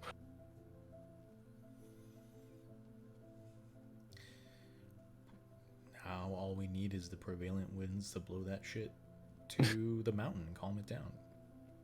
You know? Did Cole stay in the van, or is Cole with the people a mile away? I think Fem. Sorry, Fem? that's the name of a character in one of my other tabletop games that I play in the week. I thought you were about to announce that Cole was like trans femme, and I was like, shout out to Cole. No, I don't know. Fig is the actual person's name. Said that she was going to make him stay, so he's to go to the hospital. Yeah. Yeah, I wanted Cole to call for an to stay and make the phone calls and stuff. So to stay with the survivors and I'm gonna call them survivors now. That means we did it, gamers. Yeah, you got them to the safe point. In the middle of the dark fucking woods, like straight up. Yeah. It's okay. Cole will protect them if something attacks. Look at him. He just coughs up blood on the ground. Karen Nuno steps out of the trees. You motherfuckers! I thought I told you. Get off my fucking lawn. Okay. Yeah, you are able to go back to where you dropped off Cole, and sort of at that same time as when an ambulance is able to come by and pick up the damaged ones. That's all of us. That's realistic. Yeah, well, yeah. I think we'll say that there's like 2 ambulances just to help pick up everyone, so everyone is able to get in without any question of debating the amount of space we have in the van. Sure. And you are all able to get back home to Fogwell eventually. Obviously, Cole and Ren need to be put in the hospital to heal up, because Cole a little bit, and Ren especially, needs stitches, and John is also taken in because he's also really fucked up. Does anyone else want to go to the hospital, I guess? I don't know. I would go with them to make sure they're okay. I think Arthur would go as well, but I don't think Arthur's. I think he's gonna make sure that they're checked in, and then just kind of stay in like the outside lobby, if that makes sense. Cool. Rather than like wait further inside. Yeah, so we're at the Whitebridge Hospital because that's the only one in Zorba County. Yeah, you are left to your own devices. At a certain point, Arthur, you as you're waiting in the lobby, you see the sliding doors open up, and in waddles a man in overalls and a frog hoodie, who goes up and says, goes up and says, "Oh, thank God! I do not know where any of you people were. I really need to get a cell phone." I think Arthur just kind of like stares at Philip and thinks about what he saw in that vision, and again with his kind of like very, very pale eyes, just kind of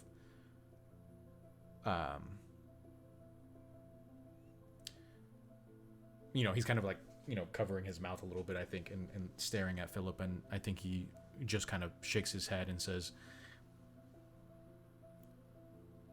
"You're gonna want to go see Cole.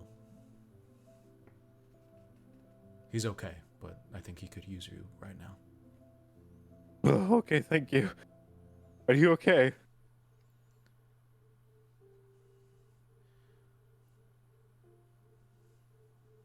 I don't know, Philip, but I don't know.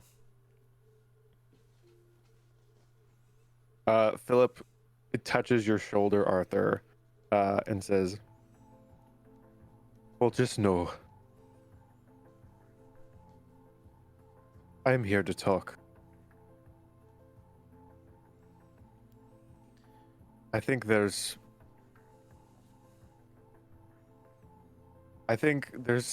some things I wanted to say, but I think we'll leave it for now."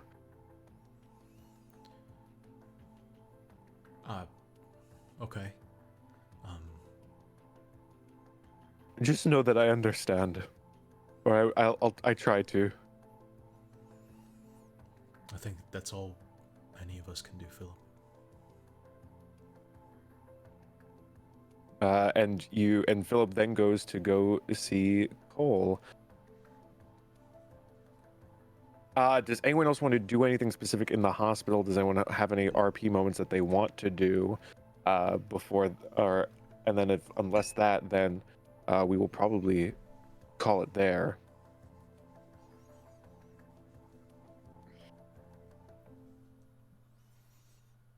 Okay.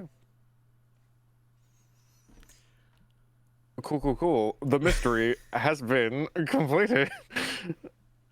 We saved lives. You did. Yeah. Well, let's find out and get to the question. Yeah. Exactly. It just always comes down to at what cost? I fucking yes. love So. this game, man. Yes, this was a little wild. Cool. They conclude the current mystery? You did, We in sure fact. did. You did. You saved people. That was the only marker I was putting on this. I don't know what's in Alex's weird box, but that's okay. Yeah. Hey, your mystery's next. So. Spoilers. True.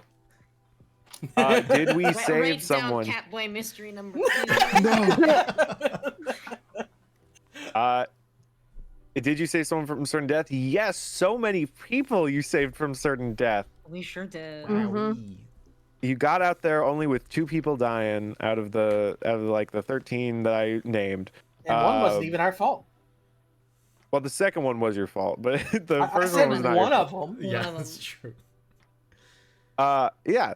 Did we learn something new and important about the world? fire prevents the fog from spreading. The like rage Cool. fog. That's important. The movement, yeah, it's sort of like the science of moving air, of Sure. like hot air. Yeah, so Of hot air. That's pushing fair, but it away and doesn't stuff like like that. catch on fire or like Yes, make it not- Yeah, burn that would be faster or fun. anything, you know? Yeah. Like that's we definitely kind of a good thing to know. learned the mechanics of it. yeah, That's the yeah, if it was flammable, goddamn, we'd all be done. Goddamn, we would all be super dead. We All learned right. that the rage gas is not flammable. That's definitely Yep. a plus. Epic. Yeah. Absolutely. I'll take it. I'll take it. And did we learn something new and important about one of the hunters? There was a lot of heated, there was a lot of complicated moments. I feel like But Ren knows how to change a tire, apparently. remembers from 20 years ago. Yeah. Big also knows how to change a tire. Yeah. Well. I do feel like it became Ren's kind of like I feel like Ren's mission has become much more apparent to the hunters in the sense of like this kind of like dogmatic need to follow orders, or not dogmatic, but you know, like just kind of like this compulsion to save and to Yeah. follow Yeah. through with the mission has become much more apparent to all of us from this mystery in general, I feel. Cool. Yeah, I'm fine with saying yes because it doesn't really matter. You guys get 2 Yeah, XP anyway for getting the 3. Sure. Yeah. So yeah, you got 2 XP, and that was it. Thank you guys. You all did amazing. Regardless of, I'm sorry for anyone in the audience or any of my players who might have gotten a little uncomfortable with some of the tension that was displayed here. But I would like to say personally, it's all in good fun, all in for the sake of the story. Yeah, I love you, and- Saul. Yes, I Like, love you just- too, buddy. Absolutely. you Yeah, know, we're all yes. still homies. Yes. Yeah, we Yeah. all Yeah, love each other. We all absolutely. good. I mean, amazing acting, amazing performances. Is what I will say. Is I really appreciate everyone committing to their roles, and I'm sorry if I end up being a little pushy in some areas, but as is. This is both of my mysteries for Fogwell have ended in a very somewhat somber, darker tone, which is an interesting pattern that we will hopefully we'll see how that continues next season. I have one last thing to just remind everyone, especially Masha. Cole has a malted cocktail. That's right. No, That's right. he does have a Molotov You're so cocktail. He does. Oh my I can't imagine those things keep, but maybe they do. I can't see why not. I mean, is it like ready to go? Like, No. Once you light it, it's gonna go. But it was just like it's like there's a piece of ripped "If the Shoe Fits" T-shirt in a bottle of vodka or whatever alcohol you need for that, He's gonna leave it on the windowsill so that way the just in case. Um, That is wild that I did that. Anyway, we got that for later. it's a It's a surprise it's a tool. special It'll tool to us help us later. Exactly. Anyway, so yes.